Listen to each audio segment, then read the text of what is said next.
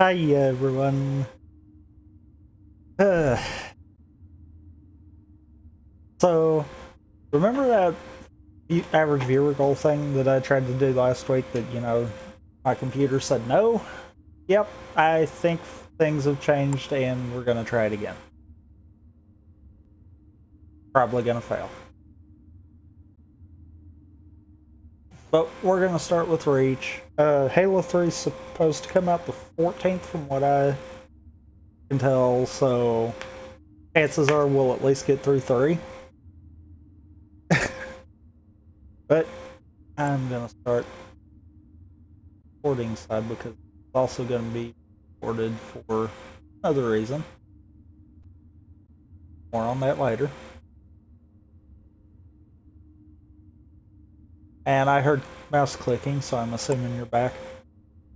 Yep. So, I'm gonna go ahead and go.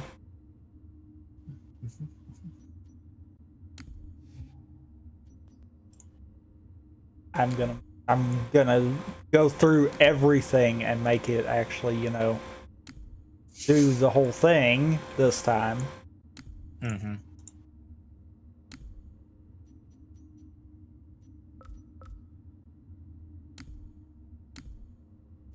Yes, I don't care.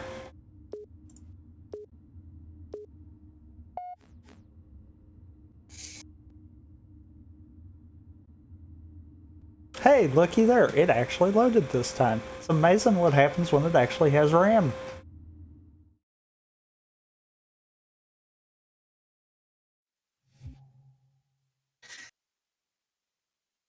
I swear to God, if it crashes, I'm gonna be mad.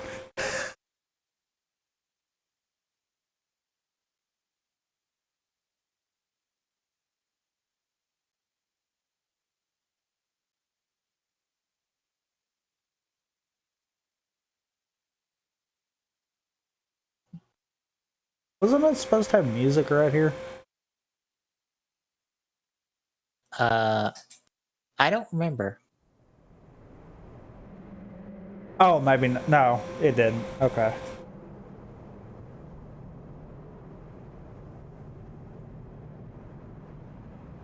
That's right, we get the technical spoilers of, the ending.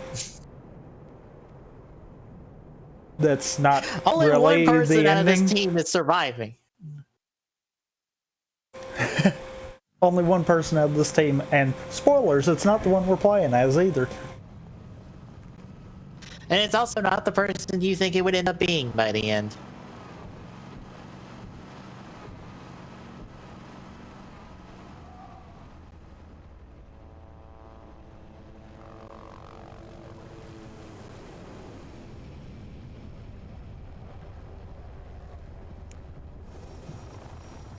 Well, I guess as a reminder, since I keep posting the streams and keep retweeting it on both my Twitter and the TGS Twitter because I have access to it, you're damn well believe I'm gonna retweet with it. Team Riders started all their streams yesterday. They did a stream intro, like doing an intro with the Kuga Wiki and Fives yesterday. And now you're sending us. And technically it was more of just a figure arts stream, talking figure arts and talking about photographing figure arts because the two people they had on did a lot of photography with them for reviews and stuff.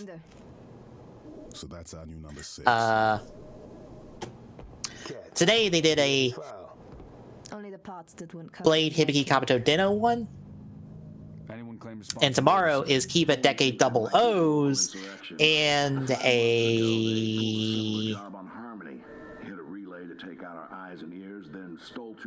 what is it? A cosplay one? That cannot happen here. Reach is too damn important. Yep, cosplay before they do the Kiba through O's one. I really want to hear in for the shows I actually like to see what they say about them. Also, you might have kind of went robotic-y for a little bit, because apparently if I get up so far on RAM, then it decides to do that to Discord. Yeah, I figured. Also, I fixed it now. You are fully in charge of chat tonight. Alright. Because I cannot do this, apparently, and be in Discord. have your skill set, but we're a team. That lone wolf stuff stays behind. Clear? I need more RAM. But my motherboard can only go up that far. So I am actually peaking it. So possibly time for new computer.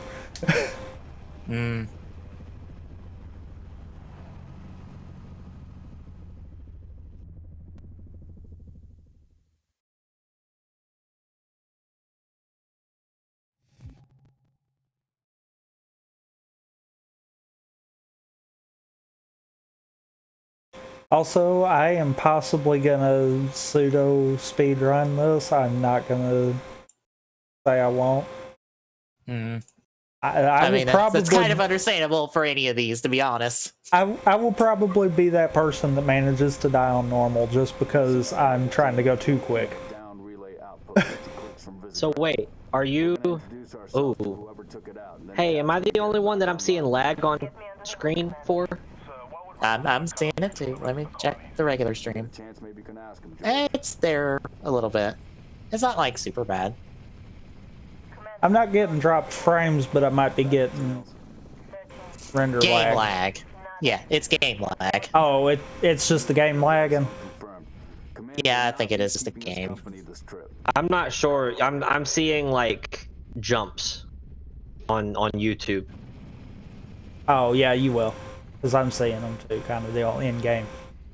Yeah, that's why I said it was game lag. Wine not stream lag. Doesn't run it great, kind of deal. Sure. Darn it! Let my mouse get off so I can fix this. This is why I tell you, get a separate computer that runs Windows for the actual gaming. Oofa doof. Because yeah, the audio and the whole 9 yards is pretty rough. Yeah. You know what?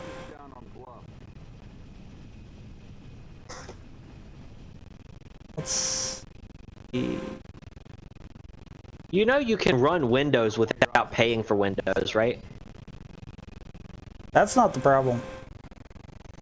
Let's go, 6. It's too many bad experiences with Windows that just goes no. I'm sure there's bad experiences with things outside of video gaming, but I believe what this actually is a case of not so much Wine isn't cooperating with it, it's the fact that I've got 2 OBS instances. And the convoluted method that I'm going through to be able to capture, I think, is eating up some of it too. Probably. I hate saying it, but the YouTube side's just be off. Because that's about the only answer I've got to that. I mean, is it rough audio-wise on Twitch? Yeah, or it's hurting both because of it. I'm just wondering if that stream possibly might crash. Given a fair warning there. I really truly don't understand how you've had so many bad experiences with Windows. I've never had an issue with Windows other than that one time that they wanted to do the keystroke mapping. That's it for me. I'm trying to figure out where you've had bad experiences with them. Because it's a decent OS, especially for gaming. Also, that fixed stream, so any stuttering is literally the game now. Just saying. Stream is down. You said you took down YouTube? Yeah. YouTube's down. Okay. Apparently I can't do both. So that means that I'll be playing through this a second time at some point. Ugh. Is it better on Twitch now? Should be. I've not dropped below 30 on frames because I don't try to push 60. Depending on what it is, I sometimes have a hard enough time trying to get the 30, so yeah. Noble 6, move into the house. Go in quiet. I'm right behind you. It's there, but it's easier to watch now. Like I Before said, with YouTube. anything on Twitch is actually game. So Yeah. everything you see on Twitch stutter, that's actually what I'm experiencing. That's rough. I don't see how you're able to play it that way. Reach is the worst of it, and that kind of makes me worry about when I get to 2, because I have a funny feeling it might be the same. Basically, what'll happen, Reach is playable from what I've done. Right. CE Super is playable. Negative. Thermal's clean. The issue's gonna be I see movement outside your structure. if 2 gets to be too bad, then I might just go ahead and switch over to Windows 10 to finish it. Because that'll tell me 3 and 4 will not run on it. Yeah. So, okay. In all seriousness, like, I'm not looking to argue about which OS is better. I really just want to understand your point of view. What exactly do you have a problem with Windows? Basically, have you not seen all of the... Granted, they claim that that it only happens for like a percentage of the database or the user base, but still, that's too much. But all the issues of it just randomly deleting files and the varying other stuff that they have managed to screw up with 10. I have not at all, actually. It's a case of if I could revert back to 7, I would. Because at least it was stable enough. You're not able to get a copy of Windows 7? Not legally, because mine went through their free upgrade to 10. Oh, well, I mean, okay, look. I am not for using stolen things, but I am not against it either, but I've kind of quit doing it, so I'm not getting back into that. well, what I'm saying is you can get it on G2A, and I know we ourselves have covered some G2A drama, but G2A at the moment, I'm looking at it right now, has a Windows 7 OEM Ultimate key for $16. That might be the case, but have you also not seen the end of life cycles for even 7 and 8? They're actually coming up, meaning they're pushing everyone to use 10. And that's the more point that I'm like, you know, I'm in the camp of I'm just not going to use it unless I absolutely have to. I've got it installed. Granted, it needs to be reinstalled because I think I've managed to find a way to screw something up, which is not unusual. I mean, I am the same person that has had to reinstall the same version of Linux 3 different times because I got button happy. And that's about the only explanation for that one. Okay, so what I'm reading is, according to everything I've read on LifeWire and Microsoft support, Windows 7, as of January of this year, its life ended. But My point exactly. But it is still usable, and it will always be usable, just as you could always use XP. It's just it won't be able to handle the newer stuff. Except for what they're failing to tell you is that you no longer get security patches for it, meaning any exploits at that point can still be exploited. Right. You essentially lose support. That's the key thing. Gotcha. And that's where I'm kind of at. I didn't hate 8, but at the same time, I'm not really wanting to deal with 8 either. Too much of the apps kind of deal.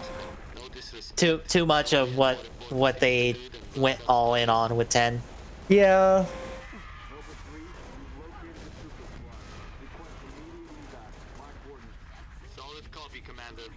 I'm trying to learn more. As a matter of fact, I'm looking at something that was posted yesterday. I believe it. Another disaster. Yeah, I would think it was like, what was it, like a year ago? There was a problem with the OnLive? What's their, like, cloud system?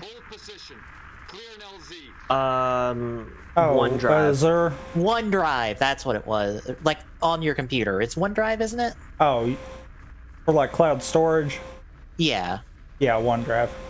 Yeah, wasn't it that something about that would, like, destroy your, like, documents folder and something like that? Yeah, like which I never used it. So, I mean, Right. I wouldn't be one of those that would be affected, but it's one of those that I'm like, okay, if they're managing to screw up stuff that came shipped with the operating system, then do I really put a lot of faith in them keeping my system secure? Mm-hmm. Wow, really?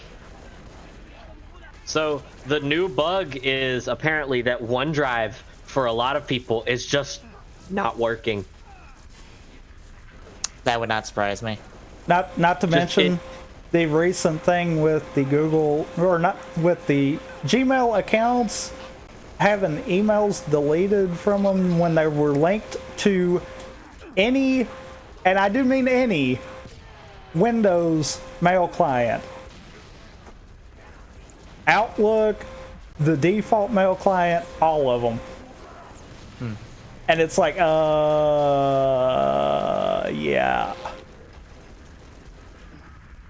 How are you still alive? I don't know. I've not really been paying attention, to be fair. I just watched you on the brink of death just do a grenade hail for like 4 solid grenade shots. Like I said, I wasn't paying attention to half of that either. I was just keeping on moving and chunking.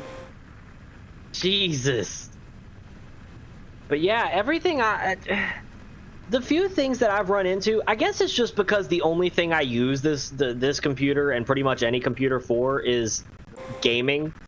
Right. I guess that's the reason why I don't run into these issues. I don't use OneDrive. Yes, I have an email, but I don't link it to anything. I've used Gmail, but I don't have it linked to I never used the mail clients either. It's just one of those. It's all the minor things that are their in-house stuff, and yay, the game just hung. I think I actually had this happen the first time. Mm-hmm.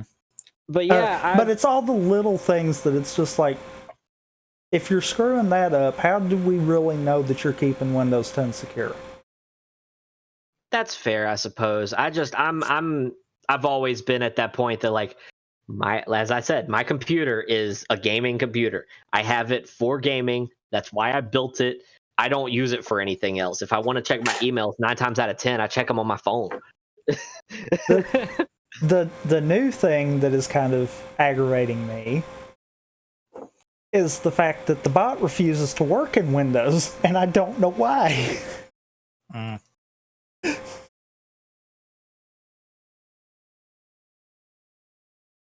Yep, I knew that was coming. How did I know that was coming? Hard crash. Yeah, it was a hard crash. But yeah, we might get through part of Reach today. So I do have a couple problems gaming-wise with Windows. I will say this. Older games will not play on Windows 10. Like, which I'm not trying to brag about Linux, but actually that's one of the few things that Wine is pretty good at. If it's a well-supported older game, it tends to work pretty good. Like, if you know anything about it, the old game Knights and Merchants. Know nothing about it. Okay, let's see. It was re-released, I believe. Hang on, let me confirm.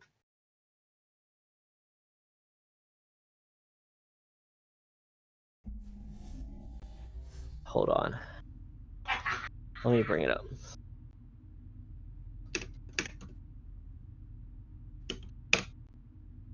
It was re-released in 13.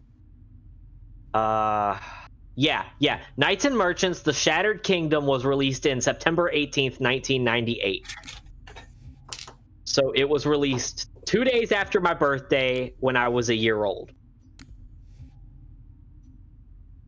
And it will not run on 10 at all. I have tried every workaround that everyone has told me about. I have tried everything. It will not run at all. It is horrible. Jagged Alliance 2 will run, but it runs horribly. Again, these are games that are currently up on Steam that just will not run. Jagged Alliance 2 runs, but it's really, really weird. But then you have games like Doom that no matter what, they fucking run. But then again, you can get Doom to run on anything. I guess that's not a big accomplishment. Okay, I am gonna say this. I've yet to try it on Linux yet, for the simple fact of I know what kind of a strain it put my computer in on Windows that I'm not sure if it'll even handle it. Wait. Now I'm not talking about Doom 2016. I'm talking OG Doom. Oh, okay. Yeah. Like, what was the first game you were talking about? Kingdoms and Merchants, or Knights and Merchants. Came out in 1998, and I don't even know if that's the original one. That's the Broken or the Shattered Kingdom. I think that might be a second one or some kind of offshoot. I'm not sure. Came out. The publishers were Topware Interactive, Interactive Magic, and more. The developers were Joy Mania Entertainment, Topware Interactive, Joy Mania Development, and Sussex Entertainment. It was a real-time strategy game. That's why I got it. I was interested in trying the old school. Yeah, by the way, platinum rating on the Wine app database, meaning that it runs flawless. Nice. I mean, that is, like I said, a lot of the newer stuff tends to be the problem. How we doing, Cat? Yeah. I mean, case in point, that other Yu-Gi-Oh! One that you were wanting me to get. The issue with that actually is on the programmer end of it. Because the simple fact it's pointing to the wrong place, that tells me that's a flaw that Windows is allowing through for some reason. Right. See, another one, I'm really lucky that games like, for some reason, Warhammer, no matter what you do, it'll pretty much work. You could do a lot of shit to Dawn of War and it'll still work. I played Dawn of War 4K. Okay, let me explain to you how difficult it is to play Dawn of War original Warhammer 40,000 Dawn of War on 4K. The UI doesn't even support 1080p.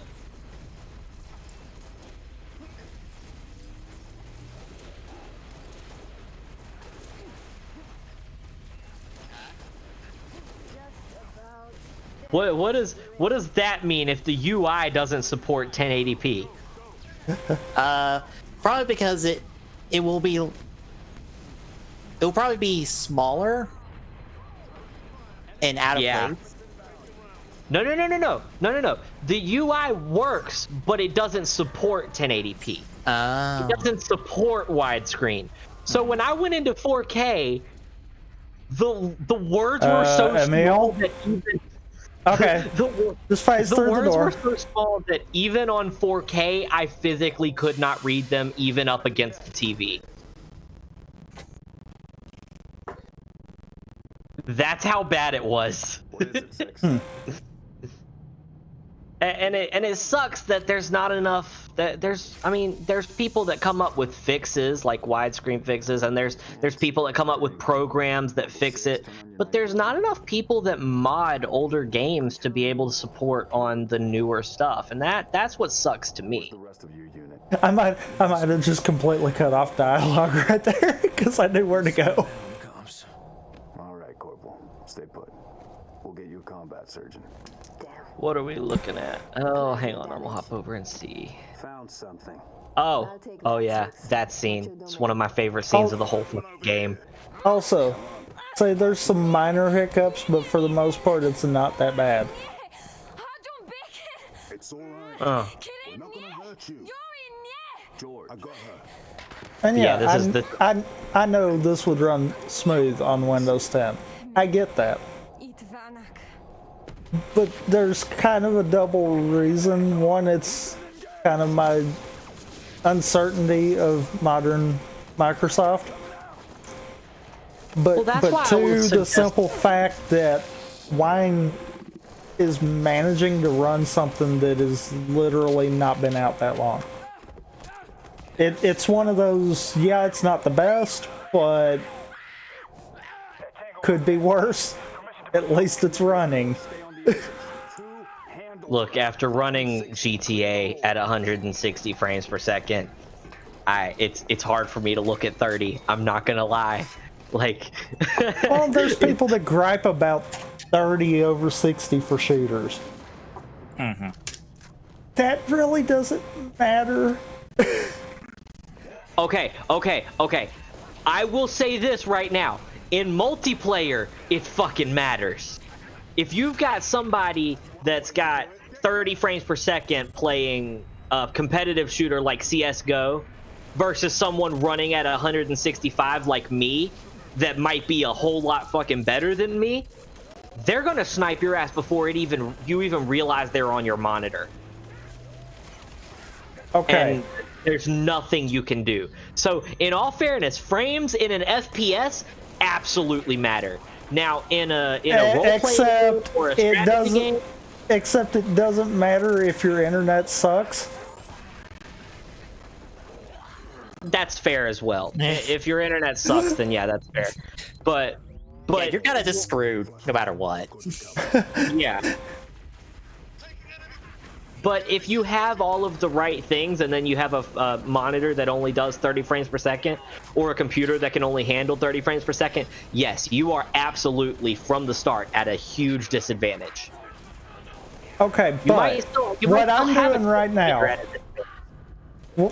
doing right now, would it matter if I was running 60?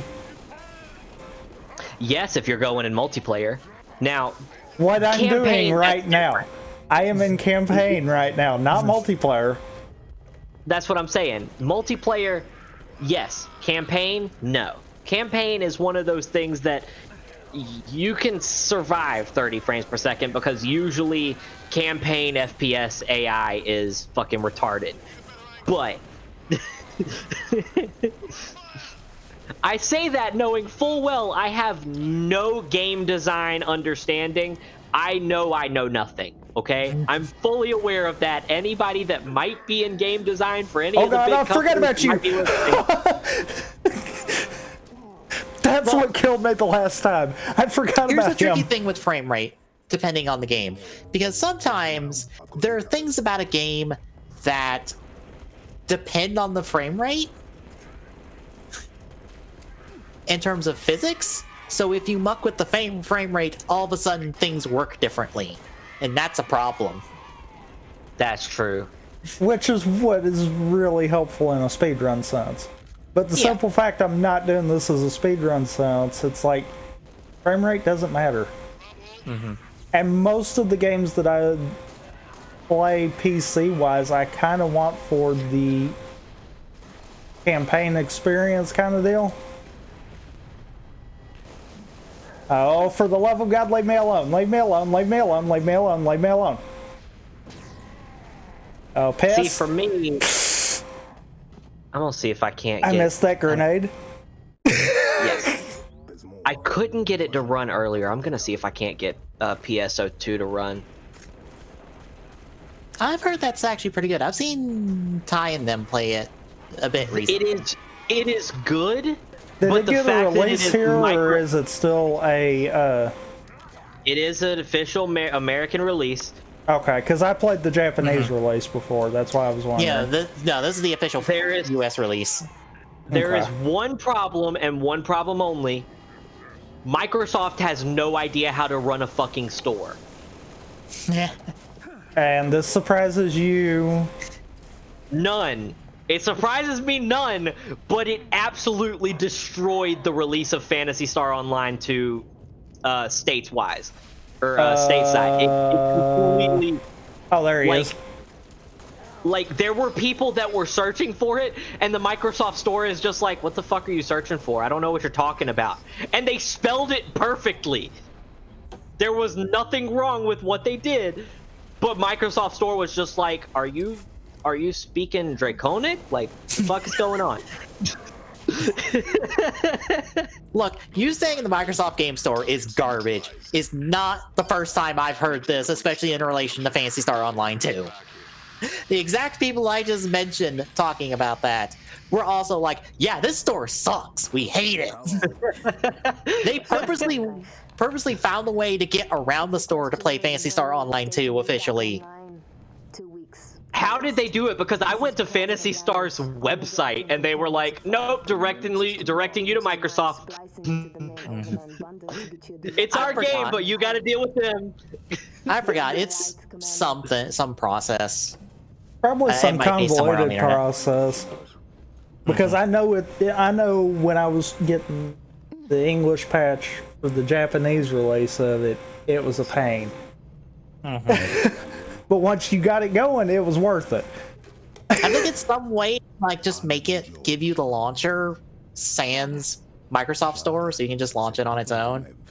Your accent sounds familiar. I mean, you could do torrenting. That would technically work, kind of. Well, I meant like just bypass the Microsoft Store. Like you still played the game and stuff. You still got it from Microsoft, but you just bypassed the Microsoft Store and like further playing the game after that initial time. Ah, okay, I got you. Yeah. Once you get that initial install and stuff, it's just like, nope, we're done. You're gone. We ain't got to deal with you anymore.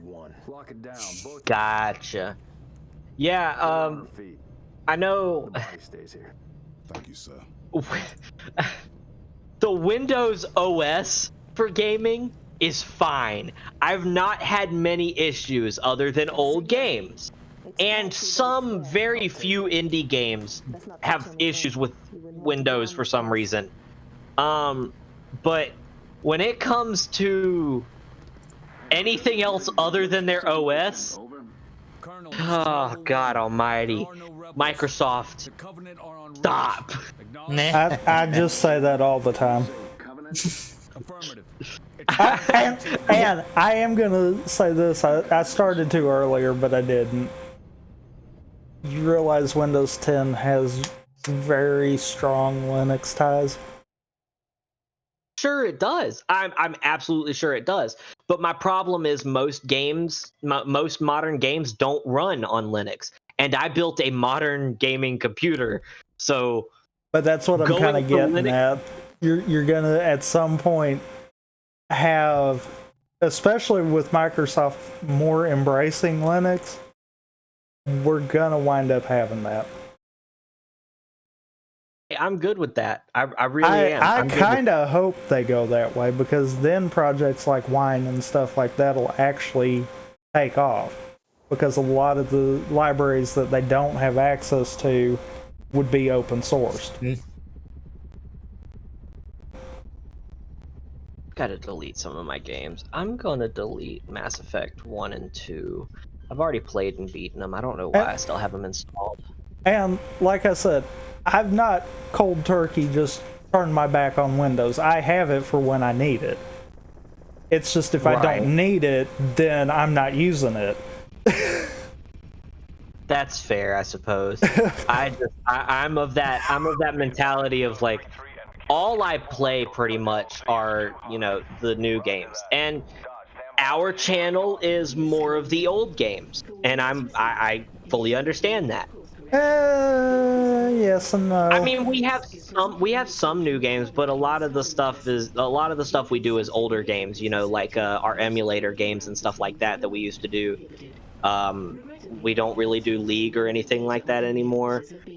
Which I think Riot actually screwed up something with the client. When they switched over to the Riot client, I'm gonna have to boot into Windows to install League. I might can run it in Linux, but I don't think I can install it. I don't know what they managed to do with the Riot client, but it broke.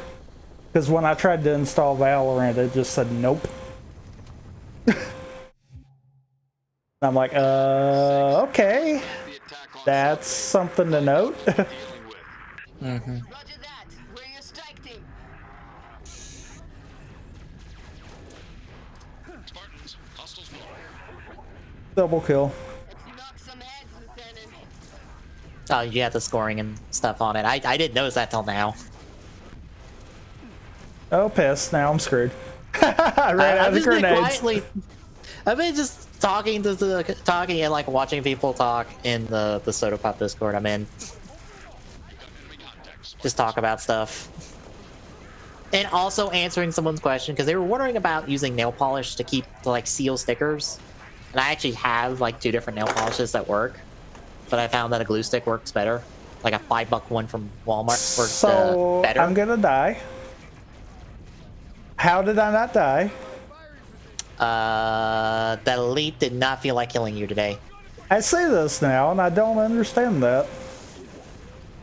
Oh, I was meaning to ask, has anyone subbed the new 01 episode? And God, I almost called it Geo. Yeah, Overtime did last night. Yeah, Overtime did it last night. I am not joking. I almost said Geo. Yeah, it was last night. I watched it last night. About when last night?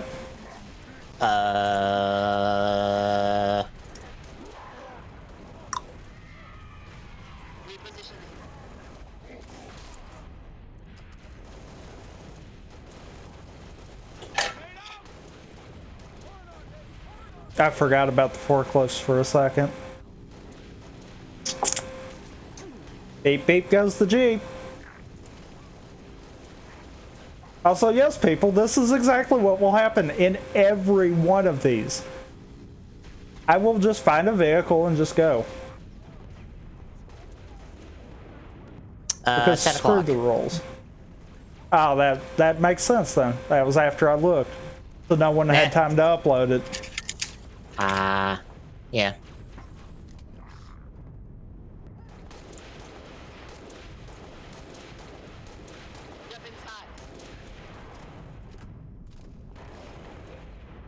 Sword control, I see a target locator.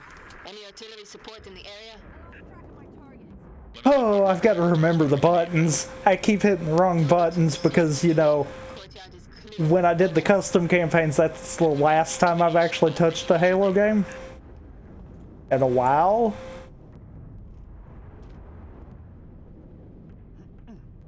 Because for the record, I've not touched the Halo 2 remaster, so I have no idea how it'll actually function.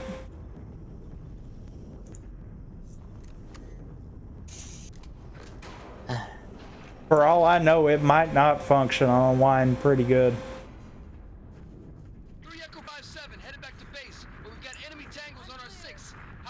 I do know CE does work pretty good.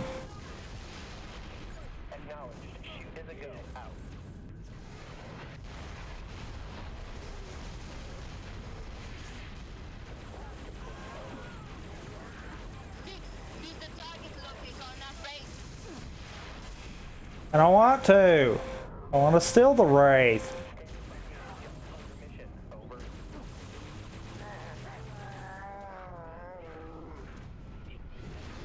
I was about to say, have you killed the pilot or killed the turret guy yet? I guess I have, because he's not shooting at me. Yeah. I knew you were gonna boost right there. I knew you were gonna do that. Head for the main gate to the east. I'll brief you as you go. Actually, give me sprint back. I am getting this.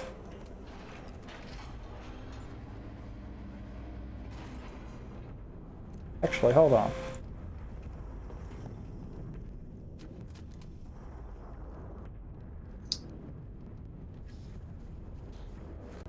Echo 5-7, headed back to base, but we've got enemy tangles on our 6. How copy? Inbound! Oh, hell no!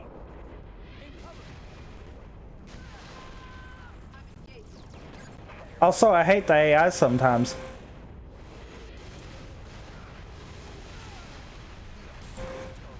Oh!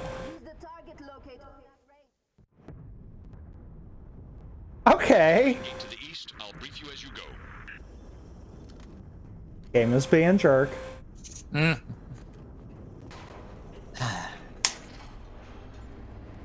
You know, as much as I've liked Team Rider doing all of this stuff, I feel bad because I feel like I have to correct them on something after a video they posted out recently. What? Okay, so they put out a video detailing their exclusive products, and one of the exclusives was the Rising Kuga Soto Chronicle set. That's premium Bandai that they're bringing over. That is like $10 extra or $10 more than what premium Bandai has it listed. So instead of being 60, it's 70. But if you were to middleman that, you'd be paying about 75 and up to ship it. So it's actually cheaper because they do a flat $6 shipping fee because they ship from California. Ah. So that's cool. But in the video detailing it, they misconstrued what Soto is as a toy line. They described it as one of those like blind box, blind pack figure lines. But it's not that. No. But the best way to describe this is on AmiAmi right now, which is the place you can order Soto from, there's a 10-pack of the first Kuga Chronicle set. Now, there's only 4 figures, and they are split into a body and an armor. How many of each of the figures, of the 4 figures, do you think you get? I honestly don't know. You get one of each of the 4 figures, which totals 8 boxes, and then you get an extra of Kuga's base form, which is Mighty. So you get 2 Mighties, a Dragon, a Pegasus, and a Titan. Always. Always and forever you will have that. And the boxes are clearly labeled as to what they are. So like box 1 is the base body that all the armor share. And then box 2 is the Mighty armor. Box 3 is the Pegasus armor, or not the Pegasus armor, the Dragon armor. Box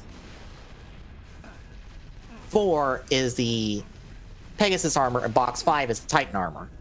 So the boxes are all clear labeled. There's no blind aspect to Soto, ever. You always know what you're getting. And especially recently, they've made it a point to where you always get enough bodies and armor to do everything. So saying it is a blind pack, blind figure, or blind box figure toy line is wrong. Incredibly wrong. And incredibly discouraging. Because it's not that in any shape. And I don't like that. And I don't like it being described as that to people who may not know what the hell this line is.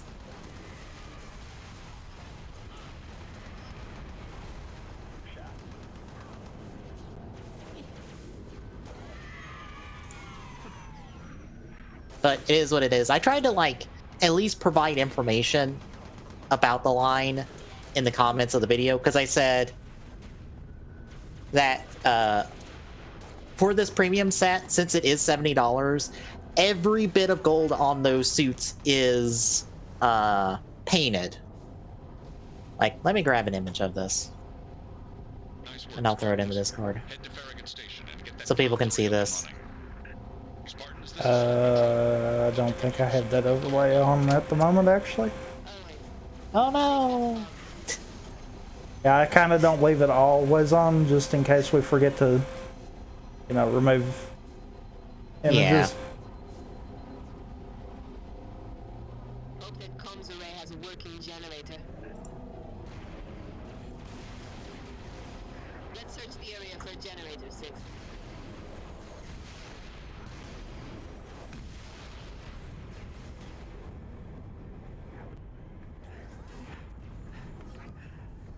In case it gets turned on. 1 second, I'll turn it on. Okay. But yeah, in this, it comes with all 4 rising forms. Every bit of gold you see on these suits is painted. All of it. So the gold on the weapons, the gold on the suits, it's all painted. The only thing that is stickered is more or less the same stuff that was stickered on the original figures. Because since this is just an upgraded version of the original 4 figures. So like the knee pads, the belt, probably the back of Titan's shoulders, probably a little places here and there, but like for the most part, these are fairly painted 4-inch, really good looking figures for $70. I kind of already put in an order for one. I wasn't trying to, but I was just like, I gotta support this officially so we can get more, I hope. Also, I went to the wrong place. No, I thought I did. House.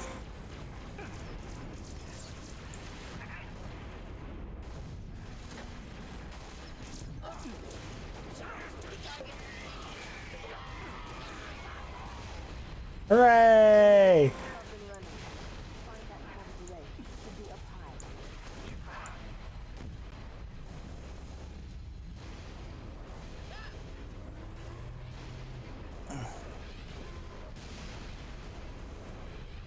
Just play my ride up.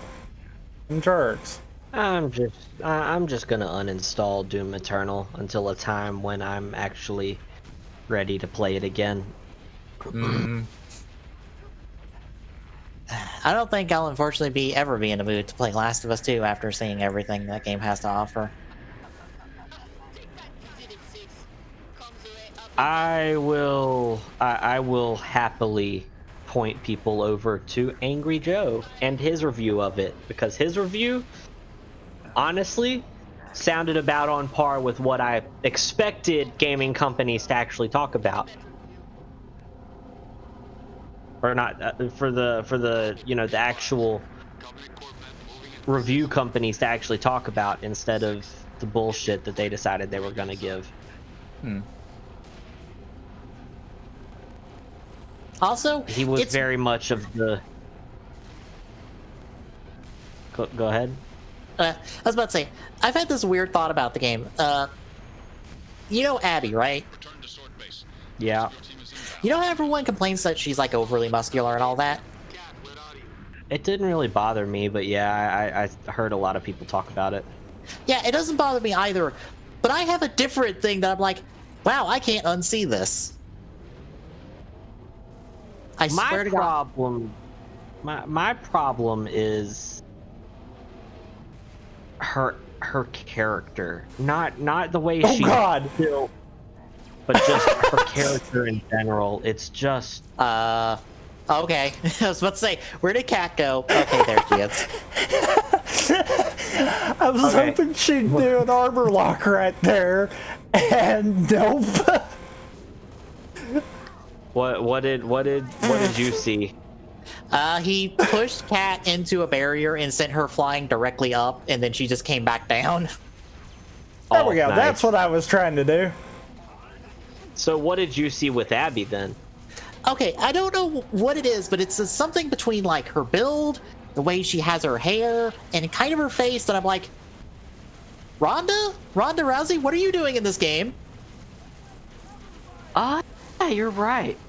I'm just like, because like someone, I saw some video today that mentioned like this person was like the model for like the actual how Abby actually looks in the game. Darn it.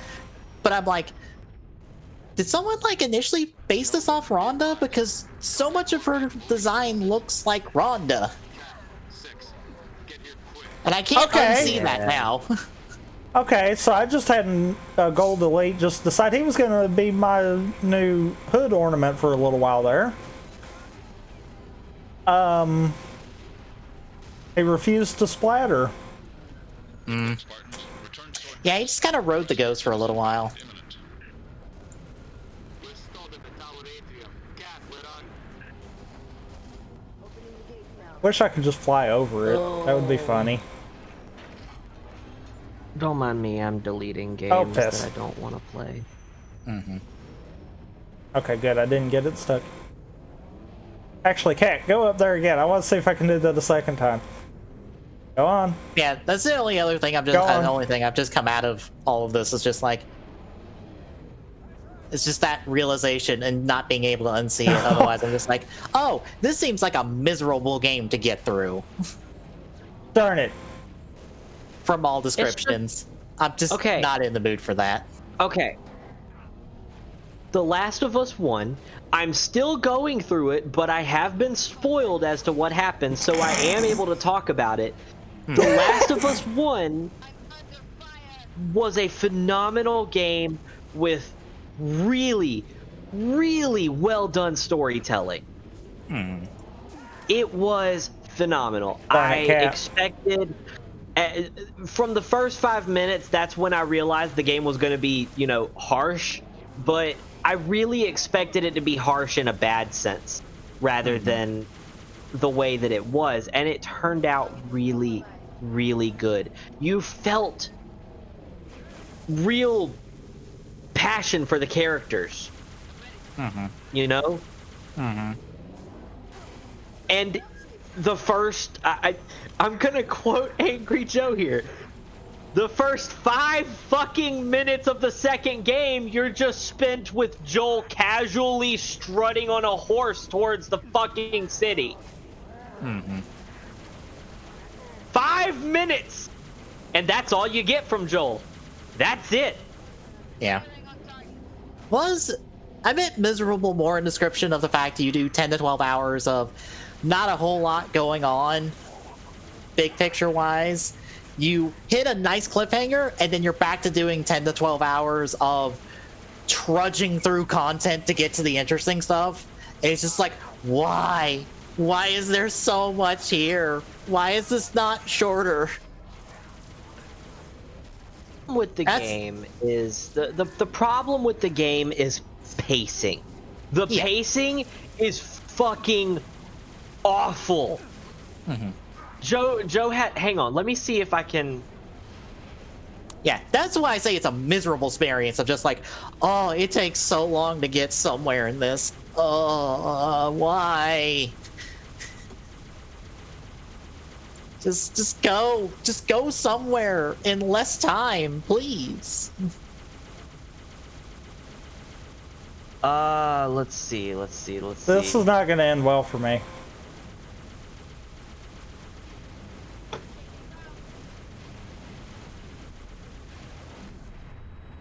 Not at all.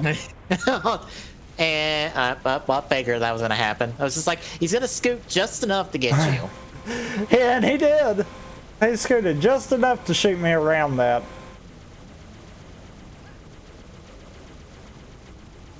Let's see. Last of Geronimo! Us 2. Oh God, that did not go like I thought it would.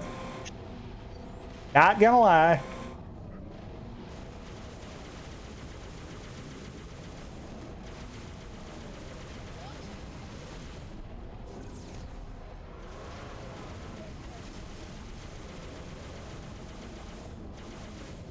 Okay, here's a website. Let's see if it comes up.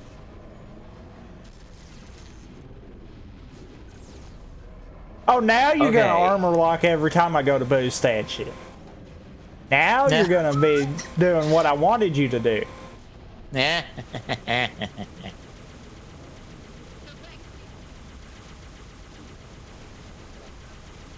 Does the elevator forcibly despawn the ghost? I think so. Yeah, I was about to say, I remember it forcibly despawning a warthog on us once.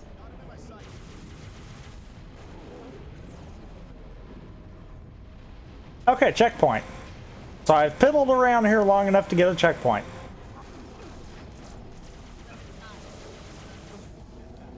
Okay. Anyway, the point is. Oh wait, I won that? Yeah. That wasn't supposed to happen.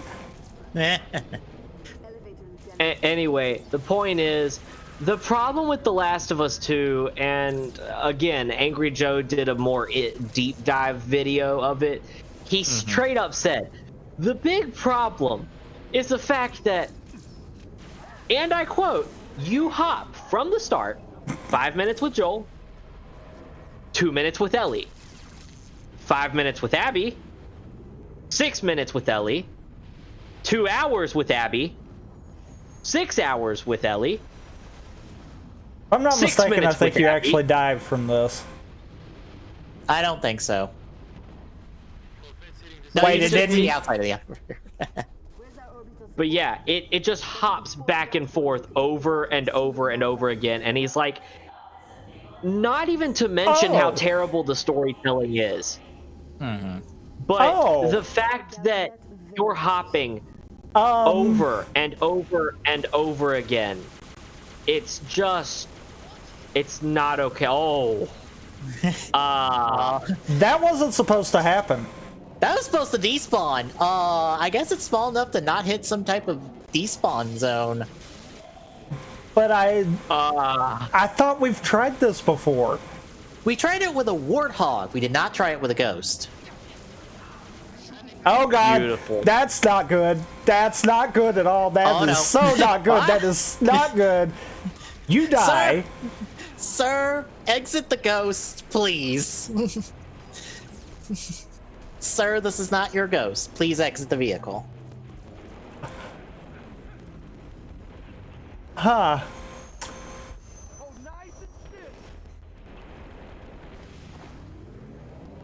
So now I'm gonna see how far I can take this.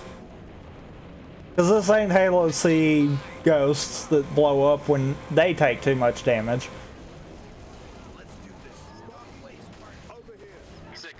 But yeah, I want to play Last of Us 2 because the gameplay looks awesome. But I have absolutely no interest at all in the story. Yeah. And the sad part is everyone that says they're not interested in the story, the people that like the game immediately just assume, oh, it's because there's a transgender. No, it's not. It's because the story was terrible.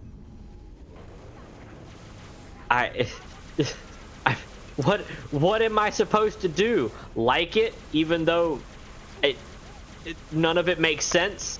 Because, you know, the entire time, spoiler alert, the entire time that the beginning of The Last of Us 2 is happening, Joel doesn't was draw say, distance? Are you Joel serious? doesn't say, what is it?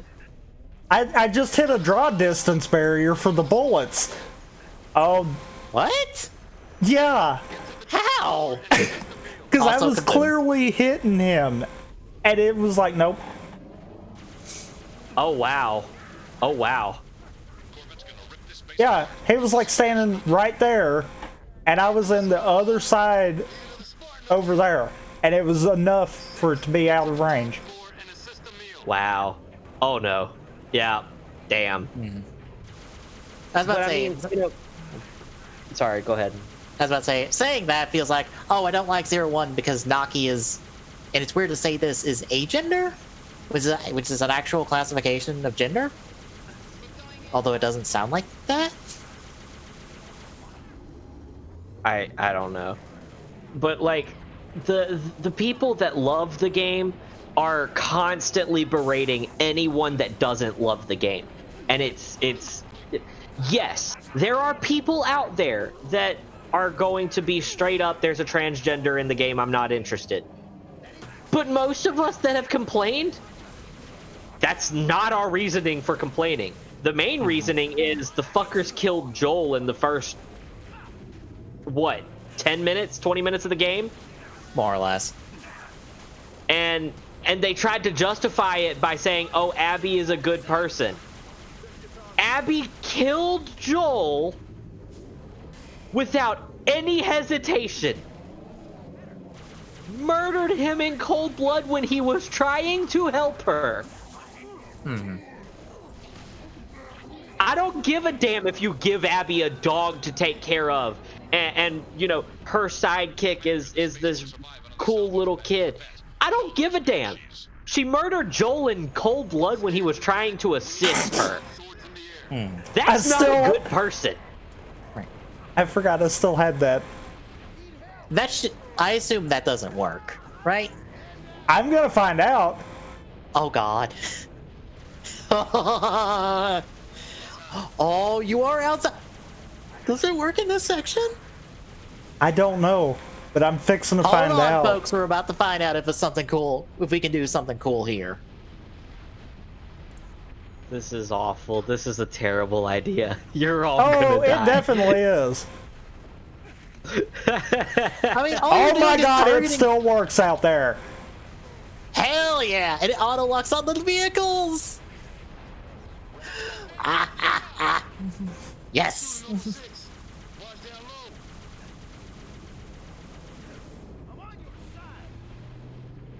Well, I will say this. Joel is still an asshole. He did kind of doom the world. Okay. But at least he's but in his last words, he admits that, more or less, by going, I fucked up. No. That is shit writing, because I'll tell you right now why killing Ellie never would have saved the world. You can't create a vaccine for a fucking fungal virus. Oh my god. There's no such thing. It's fungal. I said fungal virus, but it's not a virus. It's fungal. You can't create a fucking vaccine kill it, for You can't create a fucking fungus vaccine. That's not physically possible. Right. So them killing Ellie would have done absolutely jack shit except kill the one person that's immune. Right.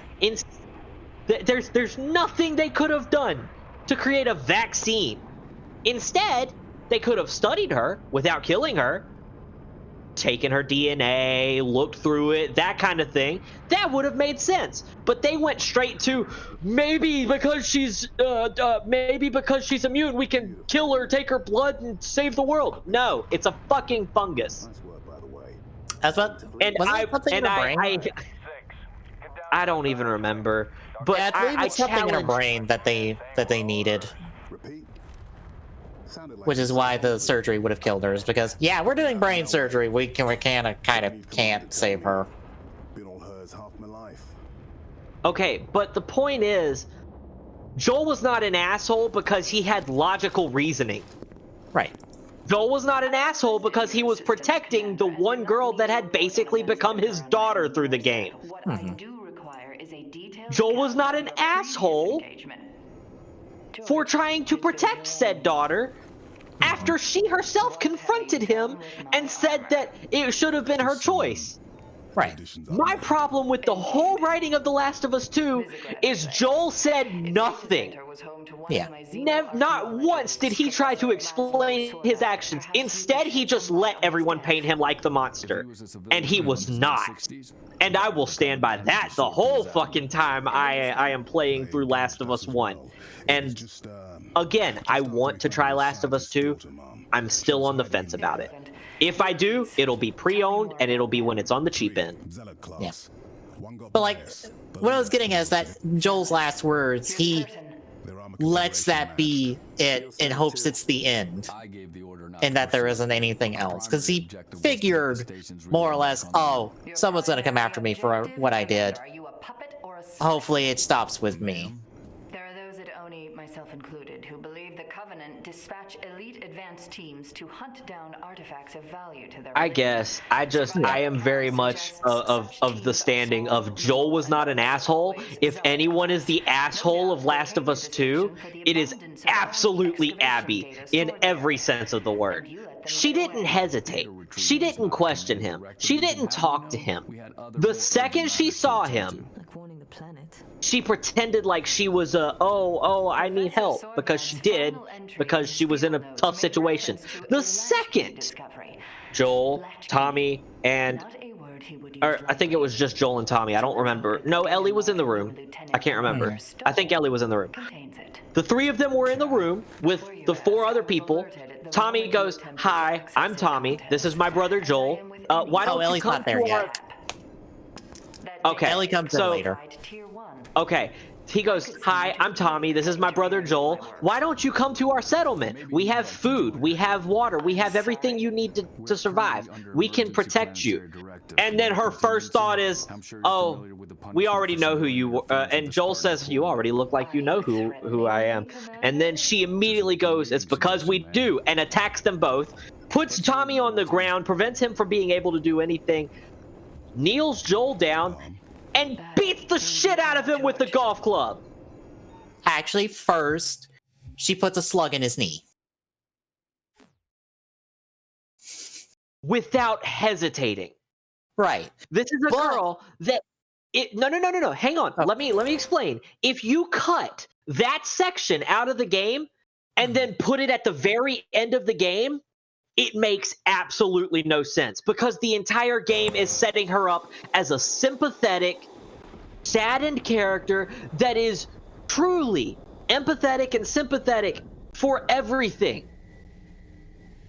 But she brutally murders him without a second thought. I don't give a damn what kind of writing, I don't give a damn what kind of history in writing you have. That makes no sense, and you cannot justify it. Right. What I was gonna say after the butt is that, but she has his leg tourniqueted, then she beats him with the golf club. Yeah, because why not? Because we need to do that, because Also, shoutouts that it took only an hour for me to get through the first two missions. At this rate, I'll probably have this game done next week. Yeah. Nice. Mm-hmm. And actually probably have the first mission for CE at least. Depends on if I get turned around in the stupid hallways again. I've done that before. Oh, if we do get to you playing Final Fantasy 15 piece, I want to be there the whole time you're playing it, because I fucking love that game. Oh. You may not like yeah. That may not go well. Modern Final Fantasy, let's just put it this way, is kind of a mixed bag of nuts for the both of those. Why? My first experience with modern Final Fantasy was 13-2. Okay, fuck 13, fuck 13-2, fuck 13-3. Fuck those three. They are not Final Fantasy games. Just fucking throw them in the trash. But they've got Final Fantasy in the title. I don't give a fuck. Yeah, I'm with you on it. I'm not trying to defend it by no means. I just had to say it. Yeah. I know how bad the 13s are story-wise. I have watched the very extensive series of reviews on the 13 trilogy and on how much they left out of the games that was still important by some miracle. Because I'll go ahead and say this, I use that, people have used that same argument for the Mass Effect trilogy and for the Mass Effect games. I will say this, I'm one of the people that loves Mass Effect Andromeda. However, I do not believe it needs the Mass Effect title. I believe it should have been its own spacefaring game, and then it would have sold perfectly fine, despite glitches and shit. But what about the one mobile game? I swear to God, if you bring up that fucking Final Fantasy 15, a new whatever. No, I was meaning the Mass Effect mobile game. Mass Effect mobile game? Yeah, there was a Mass Effect mobile game. You got a bonus in 2, I think, if you played it? I don't remember what it was. It was focused on Miranda. And, yeah, I think it was focused on Miranda and Jack? Is that his name? Fuck, what is his name? Her? Jack is a her. Are you talking about Jacob, the black guy? Yes, Jacob. Okay. You said Jack, is that his name? And I'm like, hold on a second. Jack is a her. The problem is I went to Mortal Kombat where you have Jax, who is a male black person, and that was who was I thinking of, but I went Mortal Kombat instead of Mass Effect. That's fair. I was just like, it's Jack? It's like, no, that's not right. But yeah, I was focused on the two of them. Okay, so I never played Infiltrator. I had heard of it, but I never played it, never had an interest in playing it. Yeah.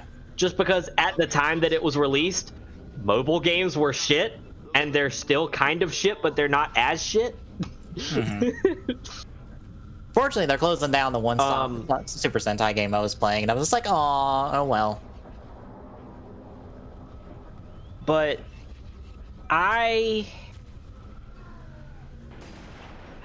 do I say this? What's another series it's a good example of it could be fine without the title? Star Fox Adventures. Yeah, that works.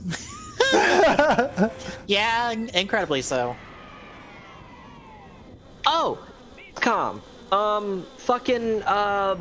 XCOM Unclassified. Oh, the first person shooter. Yeah, that could not be XCOM. If it didn't have XCOM in the title and it was just sold as a new Alien game, it would have been fine. Yeah. The problem is if you take a beloved title and then make a game that is absolutely the complete opposite of what that beloved title is gaming wise, it's not going to work. Now, yeah. I'll throw a bone here. Andromeda is not that different from what Mass Effect 1, 2, and 3 are. It's a spacefaring game, but the problem is it kind of loses itself in the idea of it's a new place. Yes, you're about 9 or 10 hours into it, and everybody's still gushing over it's a new place. Yes, I know it's a new place. I have shit to do. Can you stop gushing so we can continue? Meh. Okay, I'll be honest. Part of the reason why I'm hesitant about playing 15 with you who like it is because I'm coming from playing Kingdom Hearts 3 and Remind on stream. Can I count the ways that I didn't end up liking Kingdom Hearts 3 on a story and character level? And it's made me realize I really don't like the story and character stuff that Kingdom Hearts has done recently. Okay, but didn't you play Final Fantasy? I'm pretty sure you played and beat Final Fantasy, didn't you? 15. No. No? I have had... no. When I play on stream is when I play for the first time, really. I've only played maybe 2 hours of it. But less, probably. Okay. I didn't... Do me a favor. Do me one favor. And it might cost you money depending on whether or not you have it. Play it with the DLC. Oh, with all the character DLCs? Yes. Because they actually matter. Which is something that's a little frustrating, but I kind of get it because 15 is long. Yeah. If they had put the DLCs all in the game, like all of them, including Arden, in the game, that game would have been at least 20 hours longer. Yeah. If I like 15 towards the end, I'll think about picking up the DLCs, but are they just ignoring you in the morning? Yes. That's fine, because why is my ping so high? What the fuck is going on? Thank you, baby. I'm trying to figure out why no enemy right there even was phased by me. You can hear me, right? My connection's not horrible? You're fine. You've been fine. I don't know. Fucking weird. I checked my ping. Discord was telling me my ping was hovering at about 1,000, and I'm like, what the fuck? It might have been for a little bit there because I did kind of hear you get slightly robotic-y, but not that much. No, not enough for Nowhere like close. that. in all fairness, I am downloading stuff for Phantasy Star Online as well, so... It's probably getting a hiccup every now and again. Discord's like, oh no! But, so, okay. Final Fantasy 15 is one of the games that I truly... Okay, it's hard for me nowadays to play a game all the way through because games like... I haven't finished Dragon Age Inquisition. I haven't finished it because of the fact that I don't want to finish it. I love the game, and I don't want the ending to ruin it if there is a possible bad ending to it. You know, it's one of those that I'm like, I'll just keep restarting characters until I get tired of it, walk away, come back later on and play a new character. I'll just never beat the game, and then I can continuously play it forever. Not a problem. But I might have a sound glitch. Uh-oh. No, I don't. Maybe... Okay, well then that's weird. That means that's in the punching animation. That makes What's in the punch? It, like, delays the punch sound. That's weird. That's weird. Yeah. But I thought I just 15 managed is to one of break those it or games- something. 15 is one of those games that I picked up, played through almost all of it, and stopped and didn't pick it up for a while just because I was busy with other things. Mm-hmm. And then when I picked it up and finished it, I fucking loved that ending. And I believe I did the original ending the way the game is meant to be. I didn't do the re-edited ending. I think I remember talking to you about it when you talked about it, and I was like, yeah, no, I'm doing the original ending. I'm not doing that bullshit. I loved the ending. I thought it was phenomenal. It's one of those games that it's a happy ending within a sad ending. Yeah. And it's absolutely beautiful. Best Final Fantasy game I've played since Crisis Core.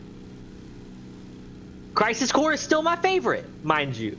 That will always be my favorite, and Zack will always be the best character ever. I don't fucking care. Fuck you, Cloud. But Cloud got in Smash. Fuck Cloud. Recon Bravo to Noble 2. We lost the civilians.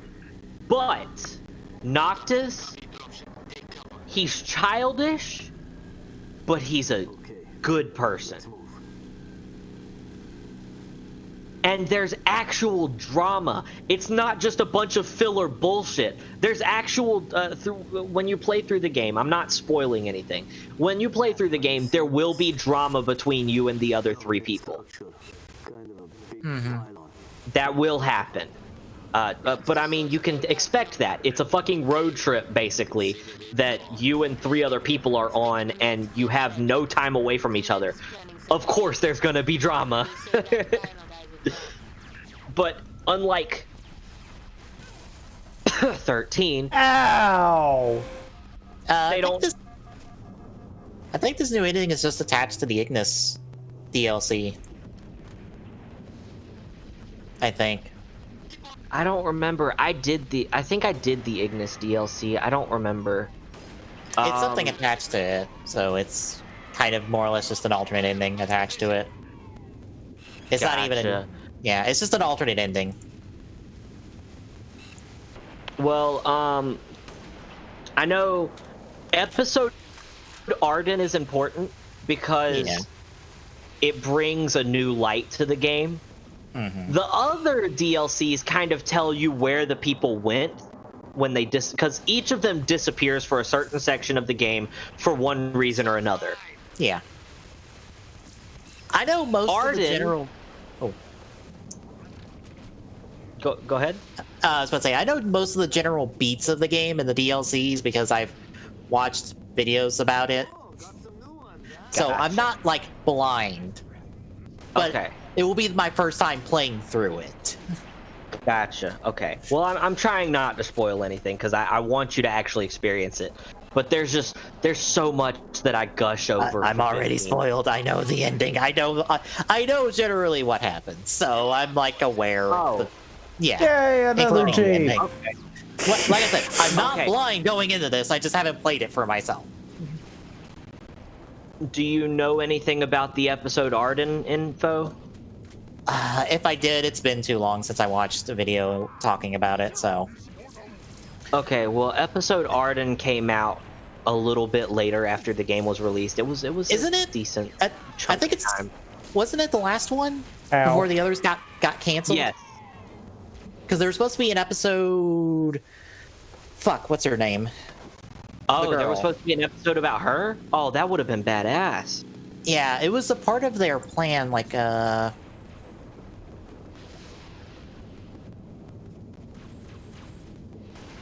Well, let me pull it up. so Arden takes place. It's about Arden, the main villain. Yeah. And it makes you realize that, yeah, he might not Ow. have been as big of a villain as you thought he was in the main game. He really did just get screwed. Like through your playthrough of Final Fantasy 15, he's going to constantly tell you, I'm supposed to be what you are. And yeah, playing through Arden, you'll realize, he really was. He got fucked. Yeah, there was supposed to be a DLC for Luna, a side story about the Star Scourge, and then one about Noctis's. That's all I got at the moment. And one about Noctis's final battle, which contains an alternate ending for the game. Oh. But these three were announced with the Arden DLC, but the Arden DLC is the only one that made it out because I believe Hajime Tabata departed Square Enix at the time, and that's what led to the cancellation of the other three DLCs. Because Arden was almost already done when he departed. Mm. And I believe he's the producer on 15? Okay, so there was supposed to be Aranea. There was supposed to be an Aranea, Luna Freya, and a Noctis DLC. Right. They were all canceled. Right. Okay. Yeah. Well, that sucks because I would have liked to have seen something more. Because 15 is one of my favorite Final Fantasies. My all-time favorite Final Fantasy, aside from side stories like Crisis Core, is probably. Why did I close that? Maybe Final Fantasy 3. Dang it. But that's because Final Fantasy 3 was like one of the first Final Fantasies. Is that US numbering or the proper actual full numbering? Let me check and I will tell you. Because I know there's a weird thing about the numbering when you're that early in Final Fantasy where it's like, wait, which three are we talking about? Final Fantasy 3, April 27th, 1990.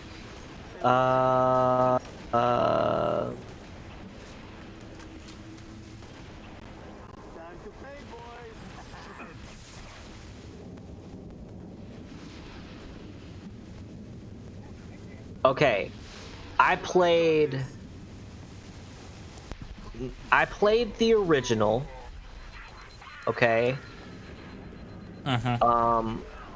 But I also played the 3D remake. But yes, the original 3. The Japanese 3. They did a 3 remake. Okay. Not 6. That I'm looking at it. And it looks like, not 6, it's 3. Okay. I was about to say, 3 is a different number in America for some stupid reason, but they fixed that later. Yeah, I played Final Fantasy 3, and I also played the 3D remake of it that was released for,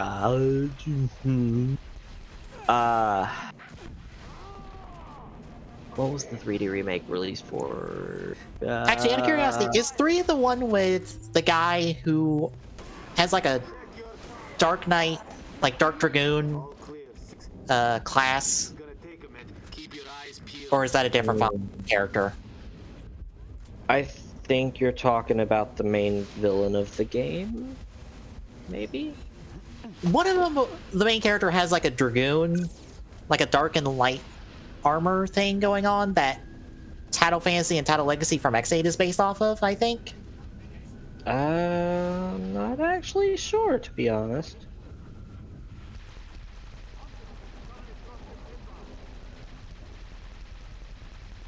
I say kind of based off of. It's what I think it's kind of based off of, since, you know, the original gas hat for Brave is Title Fantasy, or no, Title Quest, then it's Title Fantasy and Title Legacy. And it's just like, yeah, this is totally not supposed to be a Final Fantasy reference, especially in Japan. Well, a Final Fantasy / Dragon Quest reference.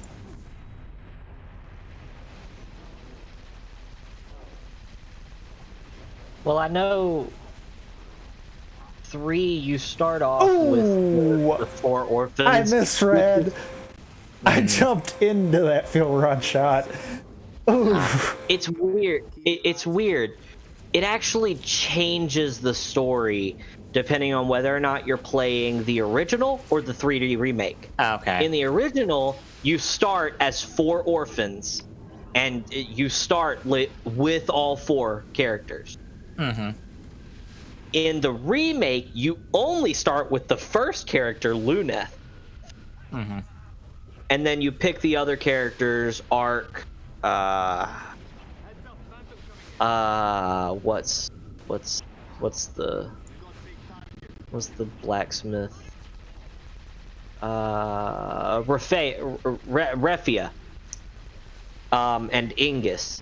So you end up picking them up later on as you go along. But Alright, this one's being a jerk. He will not let me jump back. He is leading his shots. But yeah, I think you might be thinking of a different game. I think you might be thinking of a different character. Different main character, because I'm thinking of the main characters of Final Fantasy that I've seen through the fighting games. Yeah, here, I'll give you a link. That would probably help.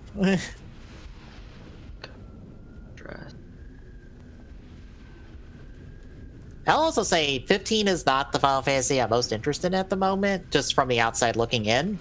Those technically are 6 and 12.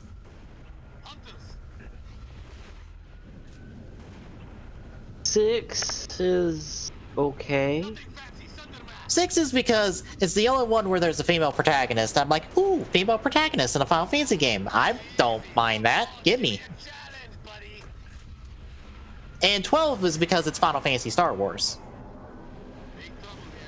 Oh yeah, I think the one that I'm most interested in playing that I haven't played is, was it 8?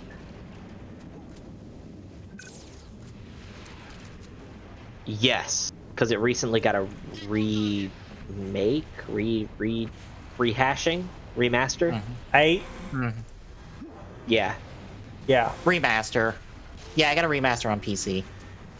Yeah, I want to try that one. I wish I could have finished that one, actually. 8, I'm not sure about, because I know there's timey-wimey absolute nonsense in that game, and I'm like, ugh. That scares me. The problem I have with the newer games post, I think 7 started it, is the fact that fights are no longer turn-based. Kind of. You know, they can attack at will while you can attack at will. And I played Crisis Core, so it's not like I have anything really against it.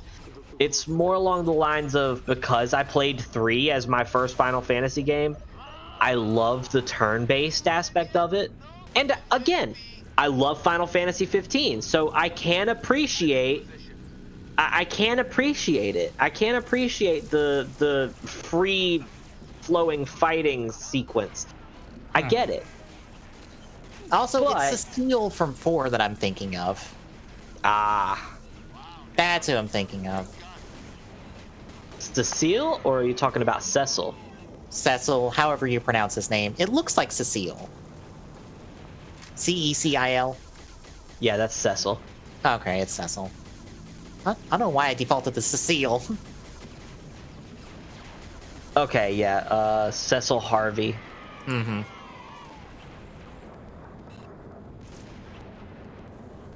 I don't know if I've played 4. I don't think I have played 4. Maybe something I need to pick up.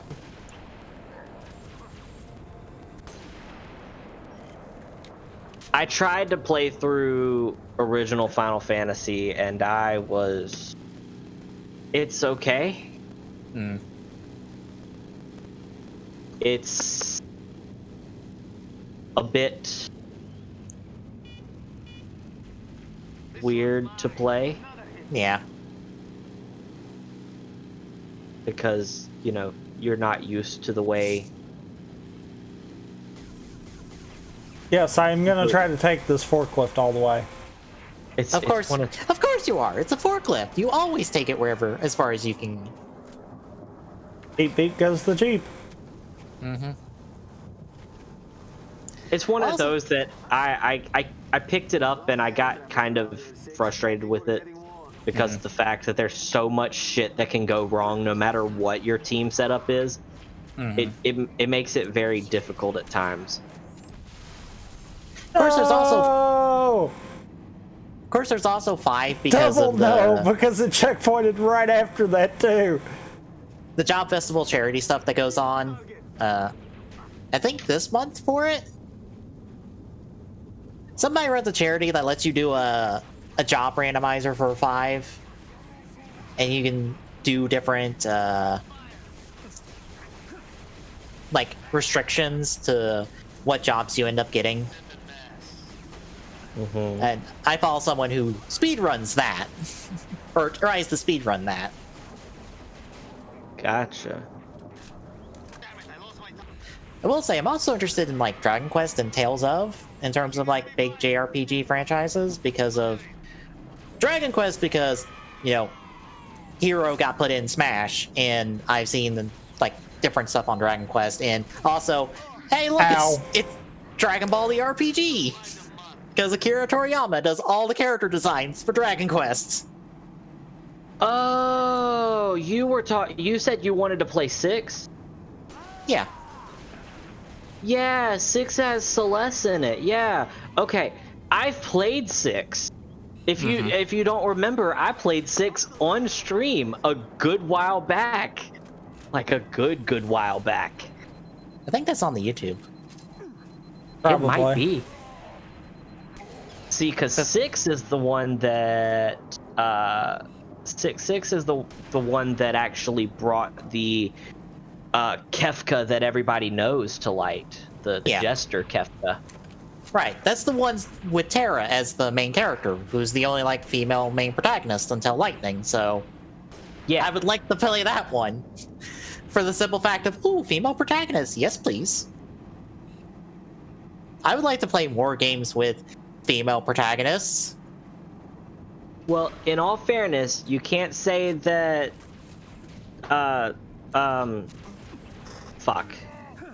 Terra. You can't say Terra's the only protagonist, because Celeste is a protagonist as well. Right. But Terra is the one that ended up being the face of 6 for all the crossovers and stuff, so. Fair. She's the one who got the 6th slot in the city across from Kefka, so. She gets to be the default protagonist, the default main protagonist of 6. That's fair, I suppose, but Celeste is the main character, if I remember correctly. She's the one that you play first. Celeste is the one that you start off with her in Magitech armor, with the two characters that are always in every game. I forget their names. They're Star Wars names, but I can't think of it off the moment. You see them in the beginning of 7 as well. Shit, what is it?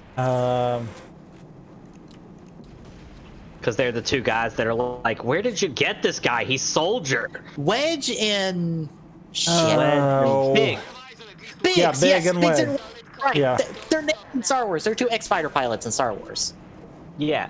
So Biggs and Wedge are two characters that you come across, or that you work with, as a Magitech Knight in the very beginning of the game. Mm-hmm. And I believe it's Celeste that you play as in the beginning. And she's the main character, I believe. Tango down.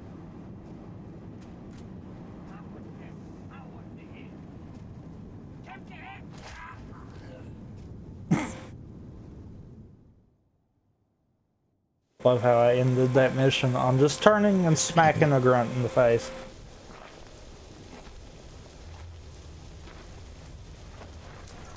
I might be wrong. It might be Terra that you play first. No, it's Terra in the start. I was pretty sure you play as Terra to start with.